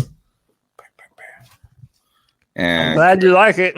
You have no choice. I was wondering, would you guys rather give up more picks and no players, or would you rather give up like CMC and like 3 first? In my opinion, I think we should keep CMC because I feel like Watson would be coming to Carolina because CMC is here. I think we need to give up 3 picks. I'm ready to hear your opinion on this, Cody. Go ahead and tell me because I'm going to disagree with you. No matter what I say, you're gonna Your disagree. side, no matter what, I'm disagreeing. All right, cool. Look, I feel like people think I don't like CMC. I really do. I just think he's overpaid. I would prefer to have him instead of not have him. But if I had to pick, I would probably prefer to offload some of the bigger contracts that we have. And if that did include McCaffrey, I'd hate to see him go, but it wouldn't be the end of the world because I think you can draft more competent running backs. Even if they're not Christian McCaffrey, they would be enough to suffice. You're wrong, bro. Who cares? I'm wrong always.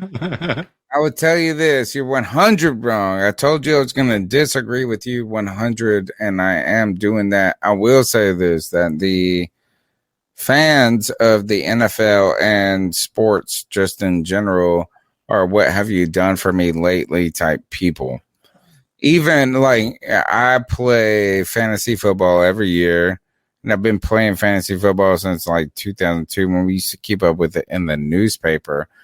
But the rankings every year are kind of bizarre to me because they are just whatever they did last year. Like who had the most yards, they're like, that's number 1. This is number 2. So I think that Christian McCaffrey is like one of the top running. He might be the top running back in the league, but one of the top in the generations that I've seen.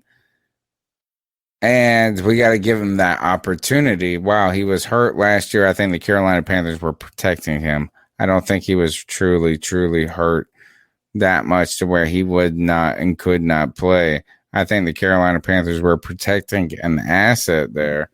And so as we go down the line of stuff, I come back to this, is that who is better, Christian McCaffrey or Alvin Kamara? I tell you, Alvin Kamara won me my fantasy football championship in a league that I've been for the last 5 years. I have had no chance. It's a keeper league. Boom. Guess what? I drafted Alvin Kamara in the 14th round 5 years ago, and I cannot have a keeper after 5 years. Like, you can't keep someone more than 5 years. That's part of the rule.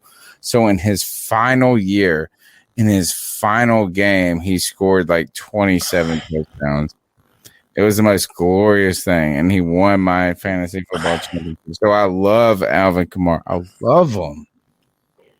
But I truly think that CMC is better all around. He is. And Kamara played with a better offensive line, too. So I can argue that McCaffrey did a little more with a little less. So. Okay. All right. So we've talked about everything. We should ice up Stephen Weatherly for being you know what? How are we going to ice up Stephen Weatherly? How? How am I going to be like, you bitch ass motherfucker? You took $12 million and chill. Like, I can't ice that up. I actually got to just give that a thumbs up. No, dude, fuck that. I'm icing that up. I mean, I'm icing that up. Dude, could you imagine how much your life would change for $12.5 million? He got it, bro. Like, yeah, but still, like, dude, remember when I told you that me and my mom were watching a TV show called Blown Away? It's about blown glass. And Stephen Weatherly was on the show, and they introduced him as a Panther and everything. And I remember looking at it like, dude, don't you have some other shit to be doing? You know, like instead you're fucking blowing glass. Come on, bro. I hate that mindset. People are taking things for granted. Like, if you have the chance to make it into the NFL and play professional football, and you're gonna squander your chances and play half-ass. You know how many other motherfuckers would love to be in the position that you're in while you're out there half-assing it on a fucking Netflix show? It really did rub me the wrong way, man. It though when you scored your contract. But here's the thing: is like he scored a 2-year contract. This was his first opportunity to show the world that he was not just a backup to some of these crazy defensive linemen he was behind in Minnesota. He got like 12 million guaranteed or something. I know, but think about how much money you could have had if you actually put effort in. Like, that was a short-term situation. He wasn't guaranteed money after the first year. And so he was cut. And guess what? That's because he didn't show anything that made him worth that type of money. Well, guess what's going to happen now? He's going to have to take a vet minimum somewhere else and trying to, prove that he's a good fan. That's my ice up pick. My ice up pick is all right. Who was throwing Weatherly under the bus? Was that you, Cody? Yeah. All right. Tell him. What do you got to tell him? I'm telling this man to quit taking his football for granted, go out there and actually play and ice up, son. My ice up pick goes to Josh Klein. I think that's his name, right? Yeah. Josh Klein, Riot Report. All right. So here, I continue to think about this is that every time I see someone from Charlotte media that's local and they don't want to interact with our podcast. And look, I don't troll people. Like, I'm not out there trolling people. Didn't he come on our show before? Yeah, he's been up there. He's been up here. But my point is this, is that, like, if you don't see me messaging you and retweeting all your shit, like, I retweet everything. Like, my whole thing is build people's brands that I believe in, that I like. So if you don't see that, I don't like this. Is like that the Charlotte Observer, that the Panthers news. I would even put this on Bill Voth and Gant and all this. They want you to retweet and like and talk about their shit, but they don't give a fuck about your message. And not that I'm just trying to grow my message and grow, but here is that ultimately this thing where your head gets swollen, and I don't want to be too harsh on this, like, so I'm not trying to be like come after this dude or this or that. Oh, look, this vet minimum hashtag has got to stop. Maybe it doesn't have to stop. Maybe you've made your point. Your point is this: what, to be sarcastic, dude? Is that what it is? Are you sarcastic, dude? That's what Jim Ryan would say. Sarcastic, dude. Hashtag vet minimum, whatever. Like, what's the real point? Are you trying to be? Do you really believe that any player that's cut could take the vet minimum, which we know is not true, right? Like every single player comes by, puts a hashtag vet minimum. It's like a passive aggressive smack to people that also pay your bills. So, you know what is this? Is like my deal is this. Is get in the chat room on the C3 Panthers podcast. And guess what I would say? Is that we ain't going to be paying no fucking Russell Wilson the vet minimum. But I will talk to you in this Discord thing. I'm learning about this Discord right now. So all these other motherfuckers, hashtag pretentious bitches, ice up. Ice up. Ice. That might have been a little bit too much at the end. Might have been a little too much. CK, come on, ice somebody up. It's gotta be, because after I realized when you retweeted the guy who blocked you, for like Cam Newton stand. Corky? This is the Corky dude. Yeah, this is the same guy that was trying to say, I'm gonna ice him up again. Dude's coming after Jason. Our boy Jason from Sports Illustrated, trying to come after him to try to say, that he wasn't a good reporter and all that stuff. Like, dude is just off the mark, and he's making these ridiculous memes. Dude is just coming across as an unintelligent prick. And so all I gotta say to this guy is, ice up, bro.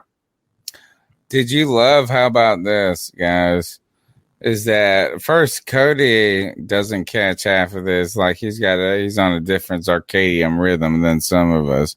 But like he'll be all of a sudden we'll be having this conversation, then Cody will get up and he knows everything. Cody knows the people, he knows the shit, he knows all of this. Like, right? So like all of a sudden I'll be like, where's Cody? And then he comes up and he's like, I got this. Right. So these homies were going on and on about this shit. Right, the this and the that, and like Cody and CK and I are over here crying about it, and Cody comes in there, he's like blasting, he's throwing elbows at bitches, and then what about this? Is that these motherfuckers were siding against us, and then they ate their own. They turned on themselves, bro. Like they were friends until not. And then they fucking devoured, like I said, they devoured their own children, bro. This art was awesome. Real quick, go into the share this thing I'm trying to share real quick. So this dude on Twitter that we're talking about, I guess he was trying to go at one of the guys. Yeah, he was trying to go at one of the guys from the 4-Man Rush podcast or something. And it was like saying missing one happy Cam stand. And he literally made this. He took my picture along with 7 other people on Twitter that he can't stand that go after him all the time and made a meme, I guess, thinking it was funny. It was the stupidest one I've ever seen, by the way. Yeah, it's the dumbest shit in the world. I liked it. I thought it was yeah, whatever. Hey, at least it lets me know that I'm in his mind more than he is mine. Plus, it blocked my. How about this? Can you name people up there? I can name 3 people, maybe 4. Yeah, that's Mike Vela. Almost. I know you. I know Vela. I know Kuntz. I feel like I knew there's Jay Tisdale. And that guy, yes, I know him. Number 5. All right, good job. All right, this is the C3 Panthers podcast. My name's Tony Dunn. Smash the damn thumbs up button if you hate us. If you love us, do it as well. I don't know what else to say. What else do I say? Is that look, every Tuesday night we get up here, we talk about the Carolina Panthers, we keep it real. We talk junk to each other. We talk junk about y'all. And we have fun and love all of it in the same part. That's it. CK, where can they find you? You can find me on pretty much any platform, YouTube, Facebook, Twitch, Code Dizzle Allen. I stream most nights outside of Tuesdays because I'm here. and Sundays. So, guys, and now that we have this Discord thing, might be something that keeps me, entertained during the day as well, guys. So that'll be cool. As you guys get news or anything like that, post that shit over there. Any memes, anything that you find to be absolutely hysterical, clips, whatever, like even draft prospects, like Cody can use that to maybe even go through the list, because we know that, we can get it off Twitter. We can get it. Just give us a little bit more, I guess a closer eye on what you guys want. And so I'm liking this Discord idea a lot. So just definitely join up on that and stay active. How can they find the Discord if they look and just teach me about Discord? You need to create a link tree first and foremost that you can post on all your social media. And then that'll have. Someone is listening to the audio podcast right now and they can't see the link. Can they search? You can put it in the description. Why don't you put the Discord link in the description for the podcast? I definitely will do that. Yeah. Do that. But you cannot search it. You'd have to either go to our it's not something you can just join up. You have to have an invite to join a server. And so if you create an invite that's open and can be used unlimited times, you can just post that link anywhere that anybody can find it. You can be your Twitter handle. It can be your link tree if you decide to make one. It can be on every single podcast description, every single YouTube video description, all of those things. All right. Well, check the show notes. I will put the Discord link in. Cody, checking out quarterbacks. What else are you doing? Yeah, man. Check out my content on drafttech.com. I'm the Panthers analyst over there. I write all their first and second round picks. I've also been writing the first round pick, and will continue to, or the first pick in the draft. I'll continue to do so for the rest of this year. And yeah, man, holla at your boy, and keep your eyes peeled to this channel, because I'm going to continue to do more and more film breakdowns on this show. Maybe I'll even get to a point where I'm knocking out one every day or every other day. Do it. Hey, man, don't damn me out. You'll make a video a day, and guess what? We'll be right. One of them. Yeah, right. One of them we'll be able to. I will watch all of them, dude. I'm excited about it. I had a busy day at work. I was trying to check the text. And you know what? Is that it was a little choppy at point, but everybody was loving it, homie. Yeah, man. But all I got was good feedback on the channel. There be people in the comments, this and that. So you better keep chopping it up. Oh, I will, man. I will. I love everybody in the chat room showing love. And yeah, it's fun. I love watching film, breaking down the things I do see and don't see. I'll get into the spicy hot takes depending on what player we're showing at the time. But yeah, man, keep an eye out for the channel. Hit the notification bell for whenever we go live. And that's it for me, man. All right. I was up at 5:30 a.m. this morning. I'm calling it a night, homies. Peace and love, as my man Cody Lashney says. Keep pounding, and God bless Deshaun Watson to the Carolina Panthers. I will see you guys later. Looking for a fun way to win up to 25 times your money this basketball season? Test your skills on Prize Picks, the most exciting way to play daily fantasy sports. Just select 2 or more players, pick more or less on their projected stats, and place your entry. You could turn $10 into $250. Right now, Prize Picks will match your first deposit up to $100. Just visit prizepicks.com/fan and use code FAN. That's code FAN at prizepicks.com/fan. Must be present in certain states. Visit prizepicks.com for restrictions and details.